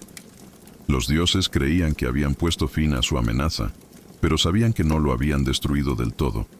Lo habían contenido, y ese acto, más que una victoria, era un aplazamiento, porque el destino estaba escrito, y en el Ragnarok, Loki se liberaría de sus cadenas para marchar al frente de los enemigos de Asgard. Los pueblos del norte escuchaban estas historias con un murmullo de temor y resignación. Comprendían que incluso los engañadores más astutos tarde o temprano enfrentaban su castigo, pero también que no había cárcel suficiente para detener a quien estaba marcado por el destino. Las cadenas de Loki eran un recordatorio constante de que el orden en el universo siempre era provisional. Los dioses lo habían sometido, pero sabían que su papel aún no había terminado. Era como si la calma de Asgard estuviera sostenida sobre una grieta que en cualquier momento podía abrirse. Mientras tanto, Sigyn continuaba a su lado. Su lealtad se convirtió en símbolo de resistencia silenciosa. No había manera de liberar a su esposo ni de cambiar el curso de lo que vendría, pero permanecía allí, recogiendo el veneno, soportando en silencio la eternidad de aquel castigo. Su figura, pequeña frente a la inmensidad del sufrimiento de Loki, era un recordatorio de que incluso en las sombras más oscuras puede haber actos de fidelidad inquebrantable. Los hombres, al escuchar sobre Sigyn, encontraban en ella una figura cercana. No era la más poderosa, no tenía armas ni secretos mágicos, solo tenía paciencia, constancia, amor silencioso, y en esas cualidades se reconocían las mujeres y hombres comunes que en sus propias vidas también soportaban cargas inevitables. Los días, las noches, los siglos pasaban, y Loki seguía encadenado, soportando el goteo del veneno y los temblores que sacudían la tierra. Los dioses sabían que mientras él permaneciera allí, su destino se acercaba lentamente, como un río que avanza sin detenerse. El Ragnarok no era un rumor, era una certeza que se preparaba en silencio. Bajo las rocas donde Loki sufría, el tiempo en Asgard transcurrió, y aunque los dioses celebraban consejos, festines y batallas contra los gigantes, siempre permanecía la certeza de que bajo las rocas, encadenado en la oscuridad, Loki seguía respirando. Cada gota de veneno que caía sobre su rostro era un recordatorio de lo que había provocado: la muerte de Balder, la discordia entre los dioses y la grieta que se había abierto en el equilibrio del cosmos. Los hombres, al escuchar estos relatos, imaginaban los terremotos como suspiros de dolor de Loki. Cada temblor de la tierra era narrado como un movimiento de su cuerpo, que se arqueaba al contacto con el veneno de la serpiente. Así, la naturaleza misma parecía estar conectada al sufrimiento del embaucador. El suelo que crujía, las montañas que vibraban, los ríos que se agitaban de pronto, todo era interpretado como la consecuencia de su castigo eterno. La figura de Sigyn, siempre junto a él, se convirtió en un símbolo de paciencia inquebrantable. Nadie podía liberarlo, nadie podía cambiar su destino, pero ella permanecía allí, sosteniendo el cuenco una y otra vez. Cuando lo vaciaba y el veneno caía sobre el rostro de Loki, él se retorcía con tal fuerza que sus cadenas se tensaban hasta casi romperse.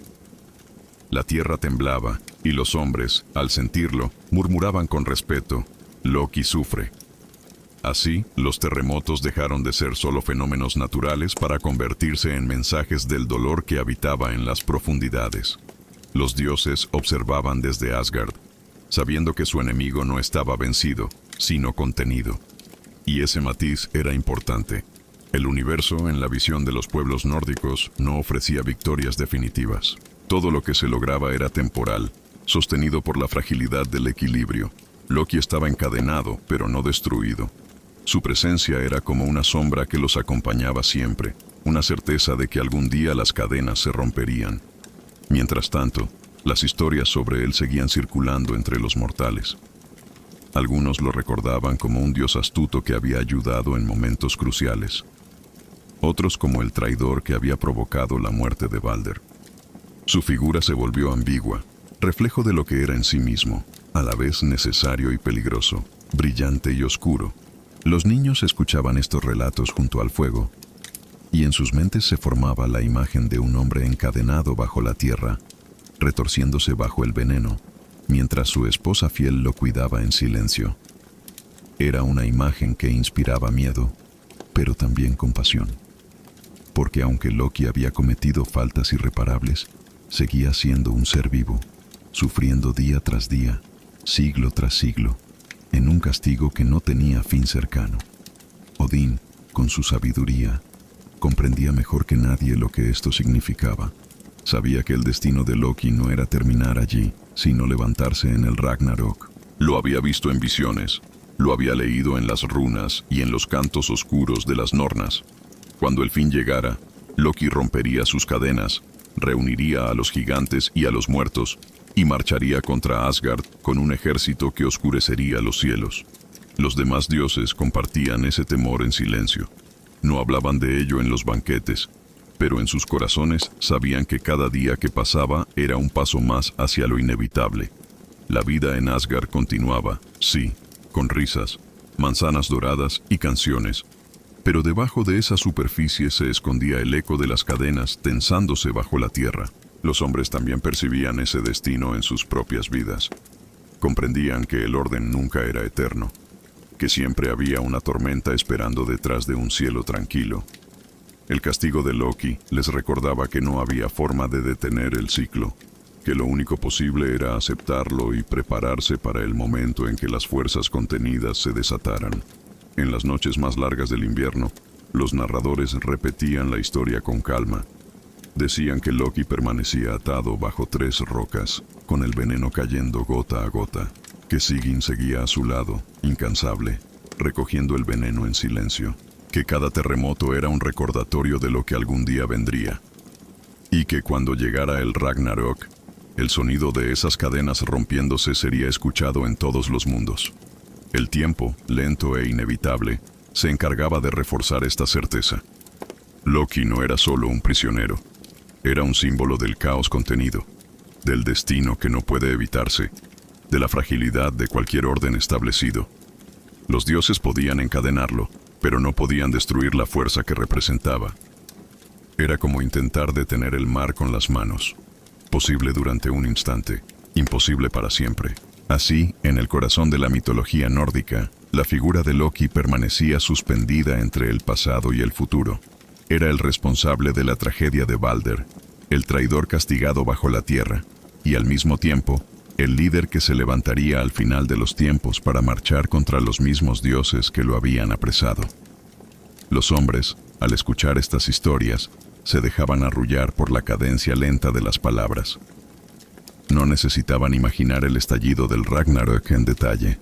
Les bastaba con saber que el castigo de Loki era la antesala del fin, que cada movimiento suyo, cada gota de veneno que caía sobre su rostro, era un paso más hacia el día en que el fuego y la sombra cubrirían el cielo. Y así, bajo el murmullo de estas historias, los oyentes cerraban los ojos, imaginando la tierra temblando suavemente bajo ellos, como si Loki se moviera en las profundidades. Sentían la fidelidad de Sigyn como un suspiro constante, y dejaban que el relato los envolviera en un sueño tranquilo, mientras el destino seguía tejiéndose lentamente en el universo. En las profundidades de las historias nórdicas, hay 3 nombres que resuenan como presagios inevitables: Fenrir, Jormungandr y Hel. No son simples criaturas, sino símbolos de fuerzas que los dioses no pudieron controlar por completo. Todos ellos nacieron de Loki, el embaucador encadenado bajo la tierra, y de la giganta Angerboda, cuyo hogar estaba en los bosques oscuros de Jotunheim. Desde el principio, su existencia estuvo marcada por el miedo y la sospecha. Odín, que buscaba siempre vislumbrar lo que estaba por venir, percibió en ellos una amenaza para los dioses y el orden del cosmos. Por eso, cuando se conoció su nacimiento, los Aesir decidieron que no podían dejarlos libres en el mundo sin hacer nada. Cada uno fue destinado a un lugar distinto, como si el universo mismo buscara dispersar su poder. El primero fue Fenrir, el lobo gigantesco. Desde cachorro, su tamaño era inusual, y con el paso del tiempo crecía más rápido que cualquier criatura conocida.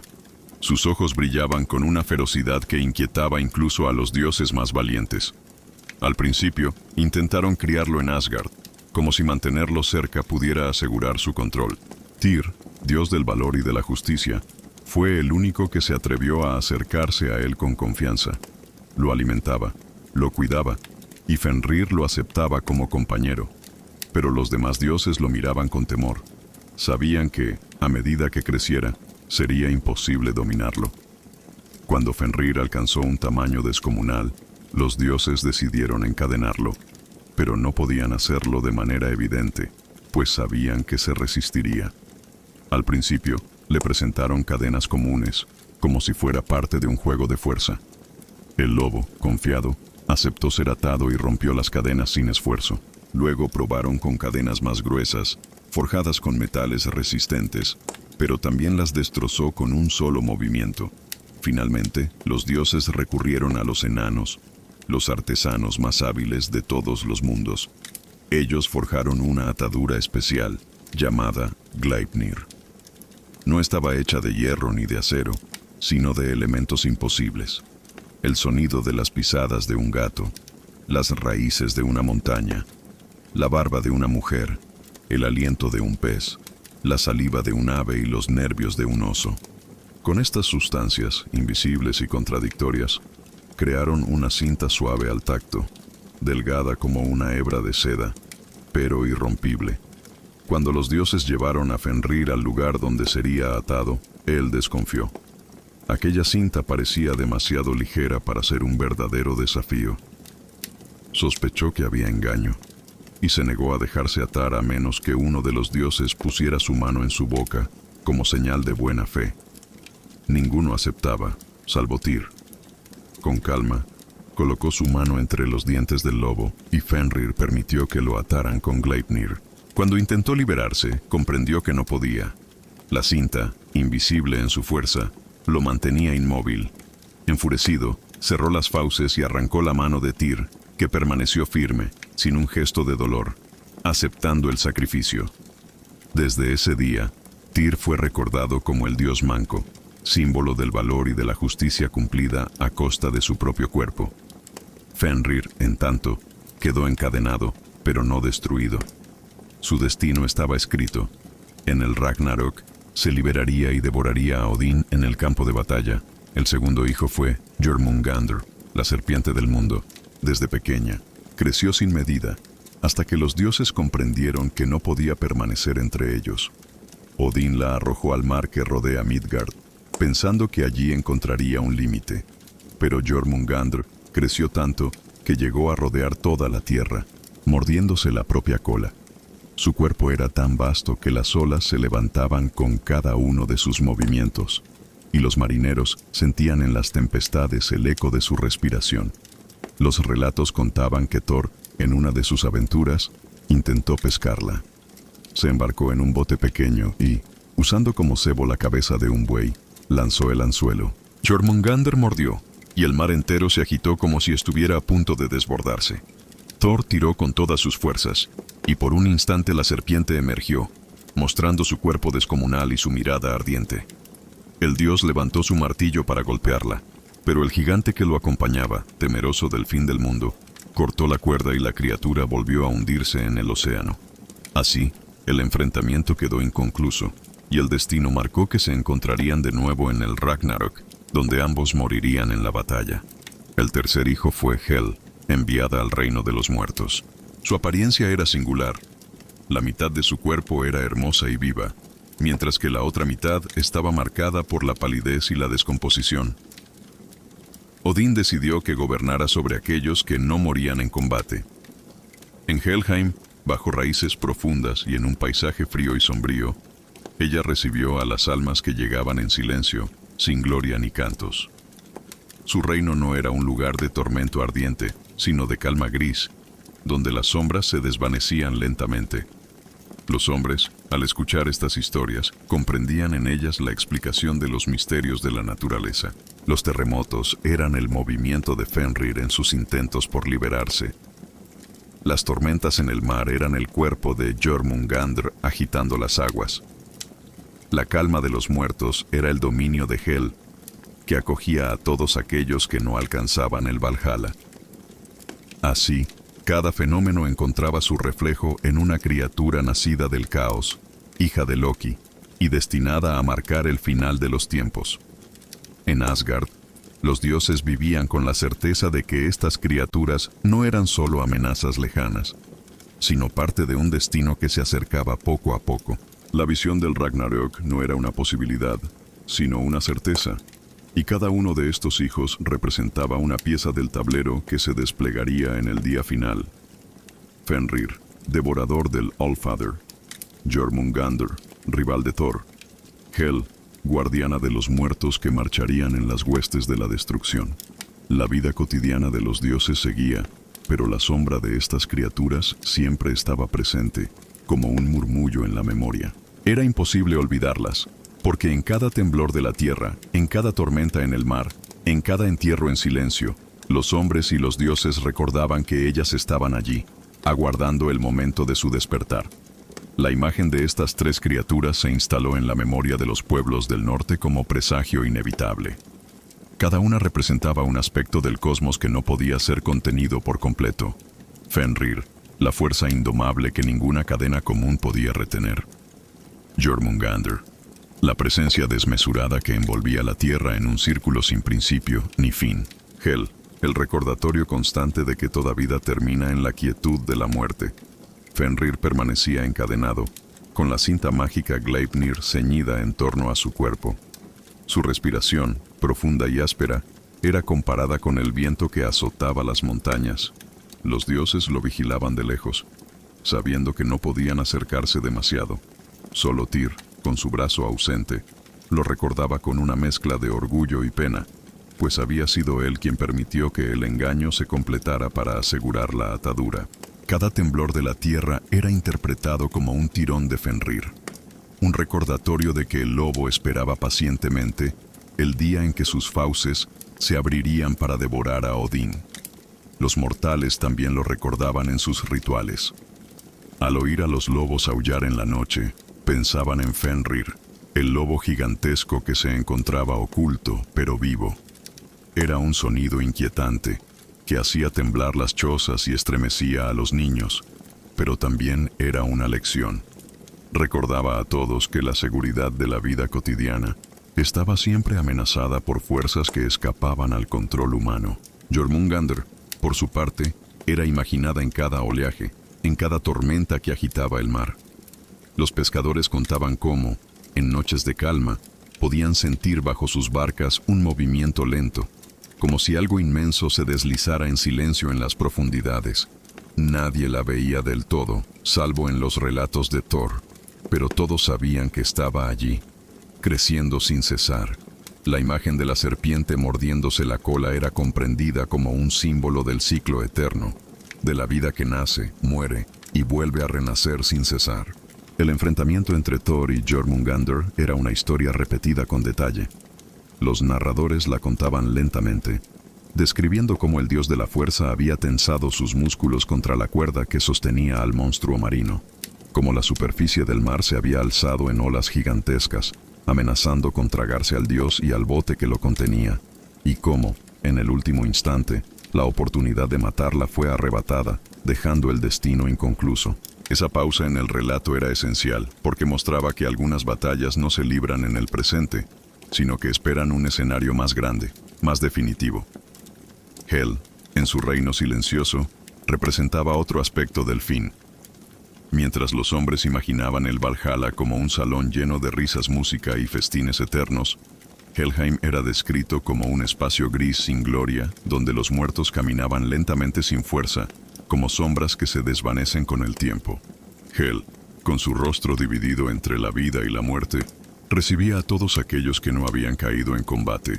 Su reino no era cruel, pero tampoco era un consuelo. Era simplemente el descanso frío que esperaba a la mayoría de los hombres y mujeres. El contraste entre el Valhalla y Helheim era central en las creencias nórdicas. No todos podían aspirar a los salones de Odín. La mayoría terminaba en el reino de Hel, un recordatorio de que la gloria no era común y de que la muerte, en cualquier caso, alcanzaba a todos. En Hel no había tormento ardiente ni cadenas eternas, solo calma, silencio y olvido. Los dioses, al observar estos tres hijos de Loki, sabían que no habían resuelto nada al dispersarlos por el cosmos, solo habían aplazado lo inevitable. Fenrir crecería en fuerza hasta romper sus cadenas. Jormungandr aguardaría en el mar hasta enfrentarse a Thor. Hel reuniría en su reino a los muertos, y llegado el día, se levantaría al frente de ellos en la gran batalla final. Todo estaba escrito en las runas. Todo había sido previsto por las nornas en los hilos que hilaban sin descanso bajo Yggdrasil. Los hombres que escuchaban estas historias al calor de una hoguera sentían una extraña mezcla de temor y serenidad. El temor venía de imaginar el tamaño de estas criaturas y la destrucción que traerían consigo. Pero la serenidad nacía de aceptar que el destino era inmutable. El Ragnarok no podía evitarse, del mismo modo que la noche no puede detenerse ante el día. Era parte de un ciclo mayor, y en esa certeza había calma. Las historias eran relatadas lentamente, con descripciones largas, como si cada palabra buscara arrullar al oyente en un sueño profundo. Se decía que las cadenas de Fenrir brillaban suavemente bajo la luna, que las escamas de Jormungandr reflejaban el resplandor de las estrellas bajo el agua, y que el rostro dividido de Hel era como un espejo del mundo mismo, mitad vida, mitad muerte. El recuerdo de estas criaturas acompañaba la vida cotidiana de los pueblos del norte. Al sembrar, pensaban en Freyr. Al casarse, en Thor. Al zarpar en el mar, en Njord. Y al enterrar a sus muertos, en Hel. Así, la mitología no era un relato lejano, sino una manera de entender cada instante de la existencia. En los largos inviernos, cuando la nieve cubría la tierra y el frío se infiltraba en cada rincón, las historias de Fenrir, Jormungandr y Hel eran un murmullo constante. Eran contadas una y otra vez, no para asustar, sino para recordar que la vida, como el cosmos, estaba hecha de ciclos, de luchas y de destinos que ningún hombre ni Dios podía cambiar. Así permanecieron en la memoria. El lobo que aguardaba el día de devorar al Allfather, la serpiente que esperaba el momento de enfrentarse al trueno, y la diosa que acogía a los muertos en el silencio de su reino. Tres hijos de Loki, tres fuerzas inevitables, tres presagios del fin que se acercaba lentamente, como el murmullo del viento que anuncia la tormenta antes de que llegue. En el corazón de la mitología nórdica, todo relato terminaba regresando a un mismo punto, el Ragnarok, no como un rumor, sino como una certeza inscrita en los hilos del destino. Los dioses, los gigantes, los hombres y las criaturas sabían que un día llegaría el final de todo lo conocido, y aunque no podían evitarlo, lo aceptaban como parte de un ciclo mayor. El Ragnarok no era solo destrucción, era también renovación, pero para llegar a ella era necesario atravesar un invierno sin fin, una batalla en la que nada quedaría en pie. Los presagios del fin comenzaban con un invierno distinto a todos los demás. Los hombres lo llamaban Fimbulvetr, el gran invierno. No duraría meses, ni siquiera un año, sino 3 inviernos seguidos, sin veranos entre ellos. La nieve caería sin pausa, los vientos helados recorrerían los campos y las noches serían más largas de lo imaginable. La tierra entera quedaría cubierta por un manto blanco y silencioso. Los animales morirían. Las cosechas se perderían y los hombres comenzarían a luchar entre sí por los pocos recursos que quedaran. En ese tiempo, la fraternidad se rompería, los hermanos se volverían contra los hermanos, los hijos contra los padres. La violencia cubriría al mundo humano, y el eco de esos conflictos alcanzaría también a los dioses. Los dioses, observando desde Asgard, sabrían entonces que el destino se estaba cumpliendo. Cada día, Odín miraría hacia los mundos desde su trono, consciente de que las señales se acumulaban. Los lobos Skoll y Hati, que siempre habían perseguido al sol y a la luna, finalmente los alcanzarían. El cielo se oscurecería, y la luz que hasta entonces guiaba a los hombres desaparecería, sin sol y sin luna. El mundo entraría en una oscuridad profunda, y los días dejarían de ser medidos. En el mar, Jormungandr comenzaría a moverse con una violencia sin igual. Su cuerpo, que rodeaba la tierra, se agitaría levantando olas tan altas que cubrirían montañas. Cada uno de sus movimientos provocaría terremotos y tormentas, y el mundo se estremecería como si estuviera a punto de romperse. Las aguas se desbordarían sobre las tierras, y los hombres sentirían que el mar se había convertido en una bestia viva, alimentada por la furia de la serpiente. En la tierra, las cadenas de Fenrir se tensarían hasta romperse. Gleipnir, la atadura imposible forjada con elementos invisibles, cedería finalmente ante la fuerza del lobo. Liberado, Fenrir abriría sus fauces de tal manera que tocarían el cielo y la tierra al mismo tiempo. Su aliento ardiente incendiaría los campos, y cada paso suyo haría temblar el suelo. Los dioses sabrían entonces que el devorador del Allfather estaba listo para cumplir su destino. En Helheim, Hel abriría las puertas de su reino. Las sombras de los muertos, en silencio, comenzarían a marchar hacia el campo de batalla. No habría música ni cantos, solo el sonido apagado de miles de pasos avanzando en la penumbra. En los relatos, se decía que la nave Naglfar sería construida con las uñas de los muertos, y que al final de los tiempos se liberaría de su amarre. Sobre ella viajarían los ejércitos de la destrucción, guiados por los hijos de Loki y por los gigantes que aguardaban la hora del fin. El cielo también tendría su señal. Surtur, el gigante de fuego de Muspelheim, marcharía con su espada ardiente. Con cada movimiento, las llamas se extenderían, y la bóveda del firmamento se encendería como un techo en llamas. Los hombres y los dioses verían cómo el cielo se resquebrajaba, dejando pasar columnas de fuego que consumirían bosques, montañas y ríos. Estas señales no eran narradas con dramatismo en las sagas, sino con la serenidad de quien sabe que el destino es ineludible. El Ragnarok llegaría no porque los dioses fallaran, sino porque así estaba escrito. No era un accidente, era una parte necesaria del ciclo, y los oyentes de estas historias lo aceptaban como quien acepta el paso de las estaciones. En Asgard, los dioses se prepararían para el final. Odín convocaría a los Einherjar, los guerreros muertos en batalla que habitaban en el Valhalla. Día tras día, ellos entrenaban, luchando entre sí en los campos del Salón, muriendo y reviviendo al final de cada jornada, para estar listos para la batalla final.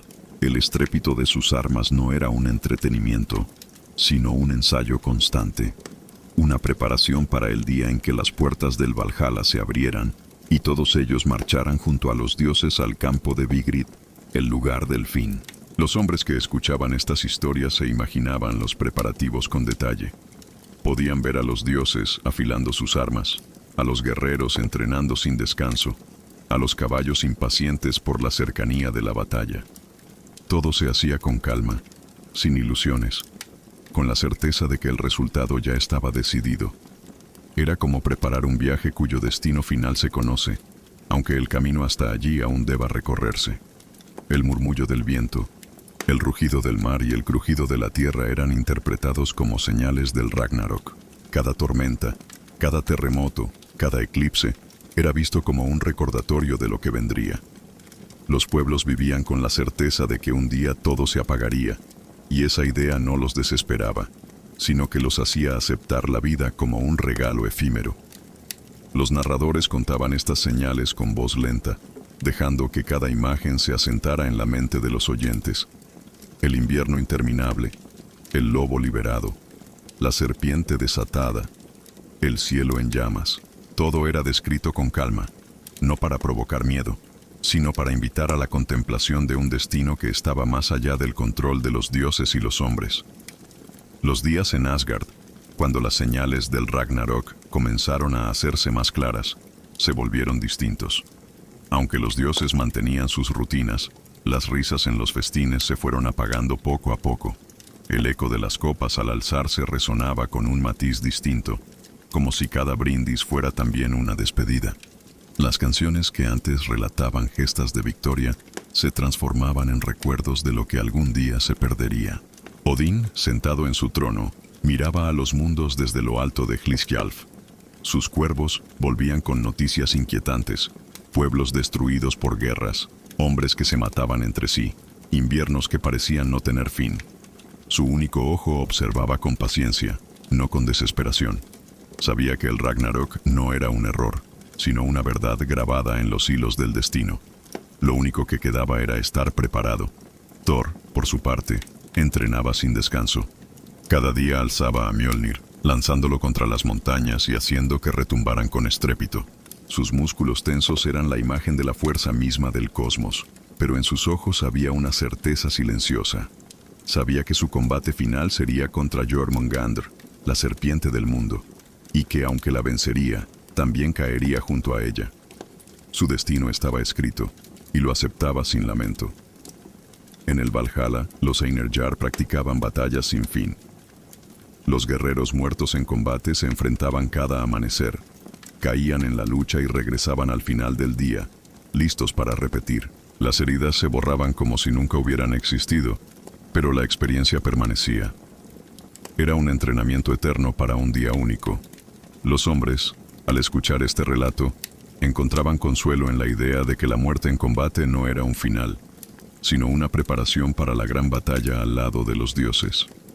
Mientras tanto, en Helheim, Hel permanecía en su trono gris, observando cómo las sombras de los muertos se acumulaban lentamente. No había prisa en sus gestos.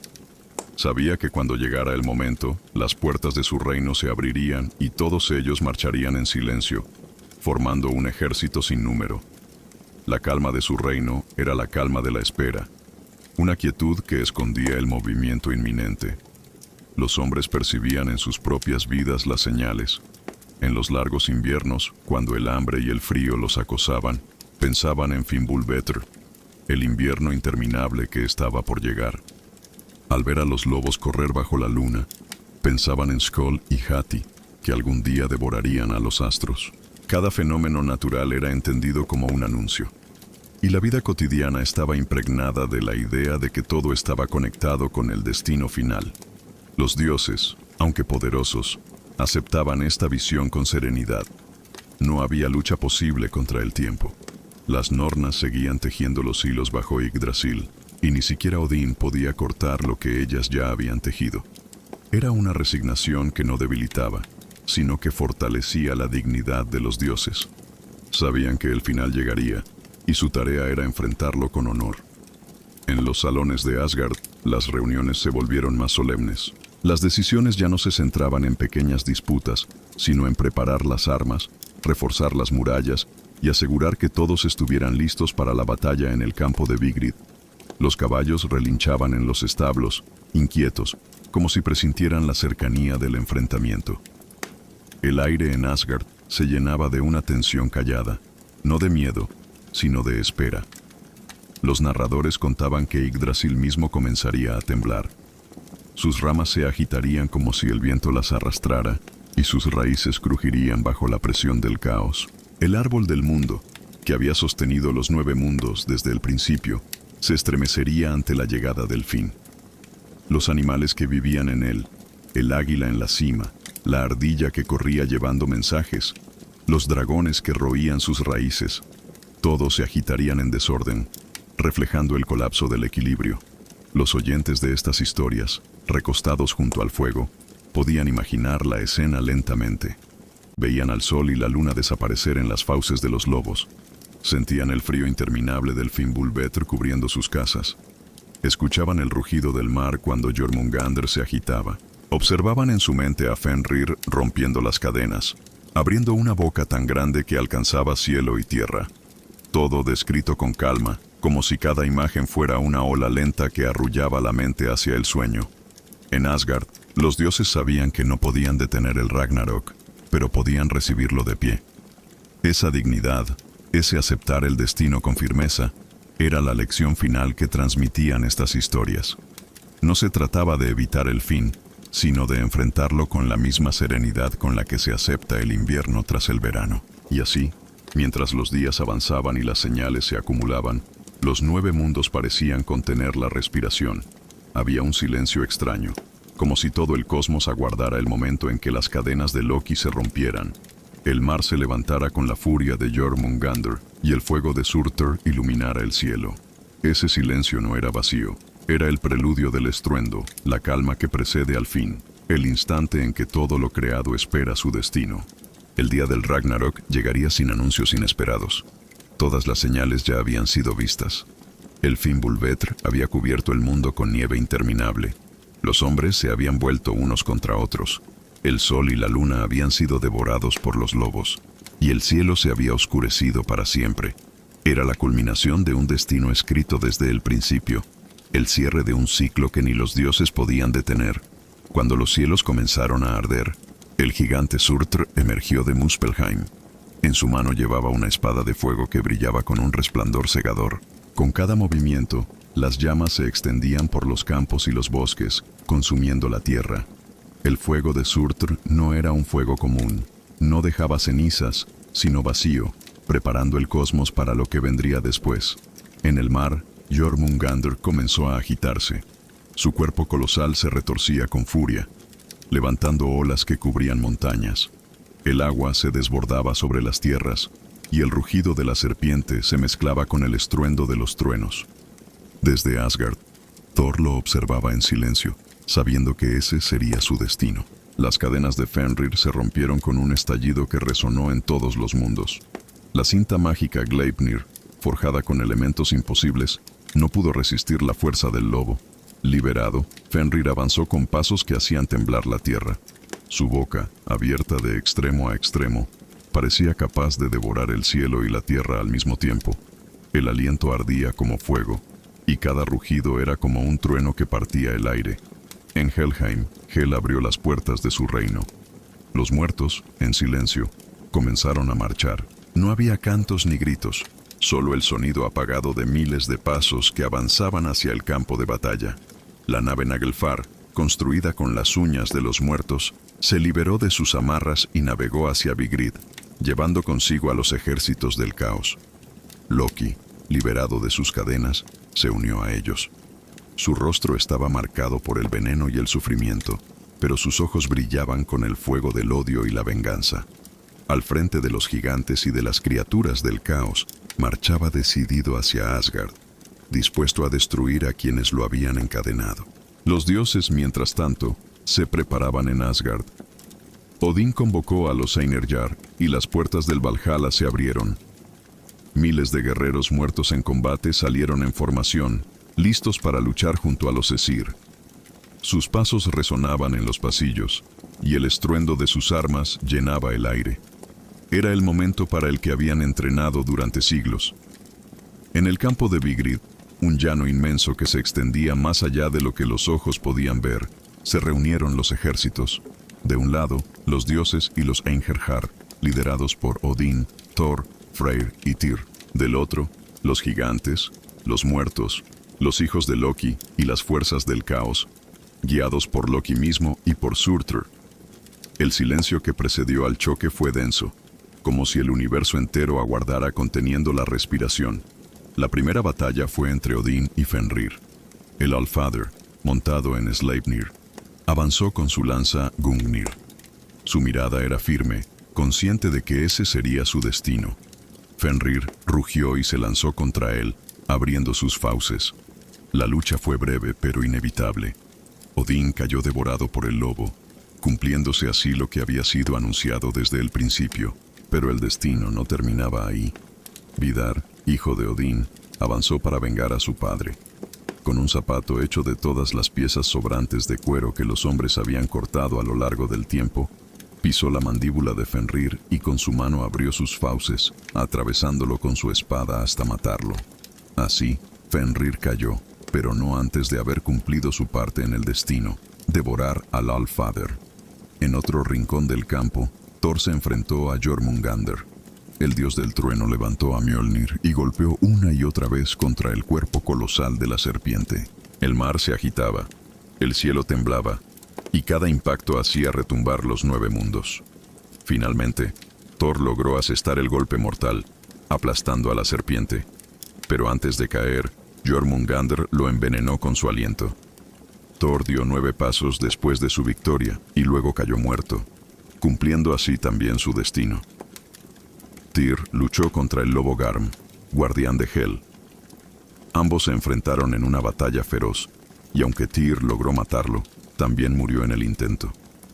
Su sacrificio fue recordado como el último acto de justicia en medio del caos.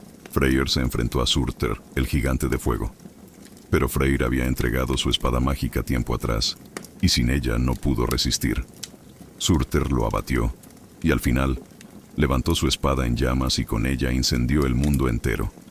El campo de Vigrid se llenó de humo, fuego, sangre y silencio. Los dioses caían uno a uno, cumpliendo el destino tejido desde el principio. Los Einherjar, aunque valientes, no pudieron resistir la marea del caos. Los gigantes y los muertos avanzaban sin descanso, y el cielo se abrió en grietas de fuego. En medio de la destrucción, Yggdrasil mismo temblaba. Sus ramas se agitaban, sus raíces crujían, y el árbol del mundo parecía quebrarse bajo el peso del fin. Los animales que lo habitaban se dispersaban, y el universo entero se estremecía como si estuviera a punto de colapsar. El Ragnarok no era solo batalla, era también el fuego final. Surtr, con su espada ardiente, alzó la mano y desató llamas que cubrieron todo lo existente. Las montañas se derritieron, los mares hirvieron, el cielo ardió como una antorcha. Todo lo que había sido creado desde el cuerpo de Ymir se consumía en un resplandor ardiente que lo reducía a cenizas. El fuego de Surtr se extendía sin límites. No había montaña ni mar que pudiera resistirlo. Los bosques ardieron hasta quedar reducidos a cenizas, los ríos se evaporaron en columnas de vapor, y la tierra se abrió en grietas profundas que escupían llamas. El cielo mismo parecía arder, como si hubiera sido encendido desde dentro. Los hombres, en las aldeas, imaginaban este momento como un amanecer interminable en el que el resplandor del fuego reemplazaba la luz del sol y de la luna, ya devorados por los lobos. El gran fresno Yggdrasil temblaba. Sus ramas, que habían sostenido los 9 mundos, crujían bajo la presión del caos. Sus raíces eran mordidas con furia por Nidhöggr, el dragón que habitaba en la oscuridad, y el árbol parecía inclinarse bajo la carga del fin. Los animales que vivían en él se dispersaban en desorden, y la ardilla Ratatosk corría enloquecida de un extremo a otro, llevando mensajes que ya no tenían sentido en medio de la destrucción. En el campo de Vigrid, los cuerpos de los dioses caídos yacían junto a los gigantes y los guerreros. Odín había sido devorado por Fenrir, pero vengado por Vidar. Thor había derrotado a Jormungandr, pero había caído bajo su veneno. Tyr y Garm se habían destruido mutuamente. Freyr había muerto bajo la espada ardiente de Surtr. Loki, enfrentado a Heimdall, había librado un combate en el que ambos habían caído, cumpliendo así también su destino. El silencio que siguió a la batalla fue extraño, como si el universo hubiera quedado suspendido entre 2 respiraciones. Luego, el fuego lo cubrió todo. Surtr, levantando su espada, terminó de desatar las llamas que consumirían la tierra entera. Nada quedó fuera de su alcance. Montañas, mares, bosques, palacios y murallas ardieron por igual. El Bifrost, el puente que unía los mundos, se quebró como cristal bajo el calor.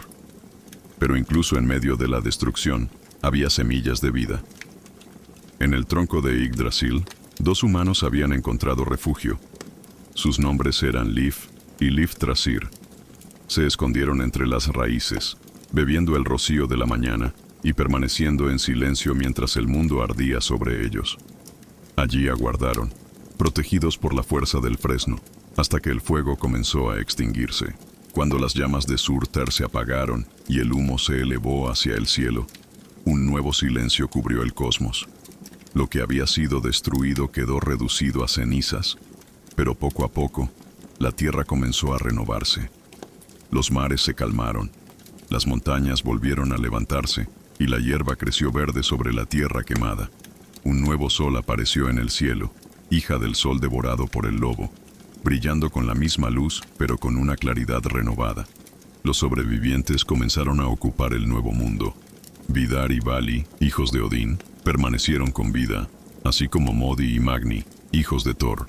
Ellos heredaron a Mjolnir, el martillo, y con él aseguraron que la fuerza del trueno siguiera protegiendo el nuevo universo. Balder y Hödr regresaron del reino de Hel, reconciliados, trayendo consigo la pureza y la luz que habían perdido en el pasado. En este mundo renovado, los dioses que habían sobrevivido se reunieron en el campo de Idabol, donde antes se alzaba Asgard. Allí construyeron nuevas moradas y recordaron a los caídos, no con lamentos, sino con la calma de quienes aceptaban el ciclo cumplido. El Valhalla ya no existía, pero los guerreros que habían caído vivían en la memoria del nuevo orden. Lif y Liftrasir, los dos humanos escondidos en Yggdrasil, se convirtieron en los padres de la nueva humanidad. Sus hijos y descendientes poblaron de nuevo Midgard, caminando sobre una tierra fértil, bajo un cielo claro y sin lobos que persiguieran al sol o a la luna. El ciclo comenzaba otra vez, con la promesa de un mundo limpio y renovado. Las sagas describen este renacimiento con calma, no como un triunfo ruidoso, sino como un amanecer suave tras una noche interminable. El Ragnarok no era visto como el fin absoluto, sino como parte de un ciclo más grande. Destrucción seguida de creación, muerte seguida de renacimiento. Para los pueblos del norte, esto no era un consuelo vacío, sino una verdad profunda que los acompañaba en cada invierno y en cada primavera. En las noches más largas, los narradores contaban cómo, después del fuego, volvería la hierba, cómo, después de la oscuridad, volvería la luz, y cómo, después de la caída de los dioses, nuevos dioses y hombres poblarían el mundo. Estas palabras no buscaban generar esperanza ilusoria, sino transmitir la serenidad de aceptar que todo fluye en ciclos, que nada permanece para siempre, y que incluso el fin del universo es solo el comienzo de otra etapa. Los oyentes, recostados junto al fuego, cerraban los ojos mientras imaginaban este nuevo amanecer. Podían ver la hierba creciendo verde sobre las cenizas, sentir el aire fresco después del humo, escuchar el murmullo de los ríos volviendo a su cauce. Y así, lentamente la voz del narrador los acompañaba hacia el sueño, como si ellos mismos despertaran en ese mundo renovado, limpio y silencioso, donde todo volvía a empezar. Y así, poco a poco, las historias de la mitología nórdica se apagan como una hoguera que se consume lentamente en la oscuridad de la noche. Hemos recorrido el nacimiento del mundo desde el vacío de Ginnungagap. Hemos visto a los primeros gigantes y dioses dar forma a la tierra y al cielo. Hemos caminado por los salones de Asgard y hemos escuchado los presagios del fin. También hemos contemplado la batalla final, el Ragnarok, y finalmente, el renacer de un mundo nuevo, verde y luminoso, donde hombres y dioses vuelven a encontrarse. Estas historias no eran solo relatos para entretener. Eran la manera en que los pueblos del norte explicaban el paso del tiempo, el cambio de las estaciones, la dureza de la vida y la certeza de la muerte. En ellas no había un triunfo eterno, sino la aceptación de que todo lo que nace debe morir, y que de la destrucción puede surgir otra vez la vida. Era una visión del mundo que reflejaba la calma de quien sabe que nada permanece, pero que nada se pierde por completo. Ahora, mientras cierras los ojos y dejas que las últimas palabras se disuelvan en el silencio, imagina el frescor de un nuevo amanecer después de la tormenta. Imagina la hierba creciendo sobre las cenizas, el canto suave de los pájaros en un cielo limpio y el murmullo de un río que vuelve a correr tranquilo. Así se sentían estas historias, como un ciclo eterno de noche y día, de invierno y verano, de muerte y renacimiento. Ya estamos llegando al final de esta narración. Si te ha gustado este viaje tranquilo a través de los mitos del norte, Toma un momento para dejarle un buen like a este video y suscribirte a La Voz de Medianoche. Así podremos seguir compartiendo juntos más historias largas, serenas y profundas para acompañarte en tus noches. Que tengas un descanso reparador y que las voces de estos antiguos relatos sigan acompañando tus sueños hasta que llegue la mañana.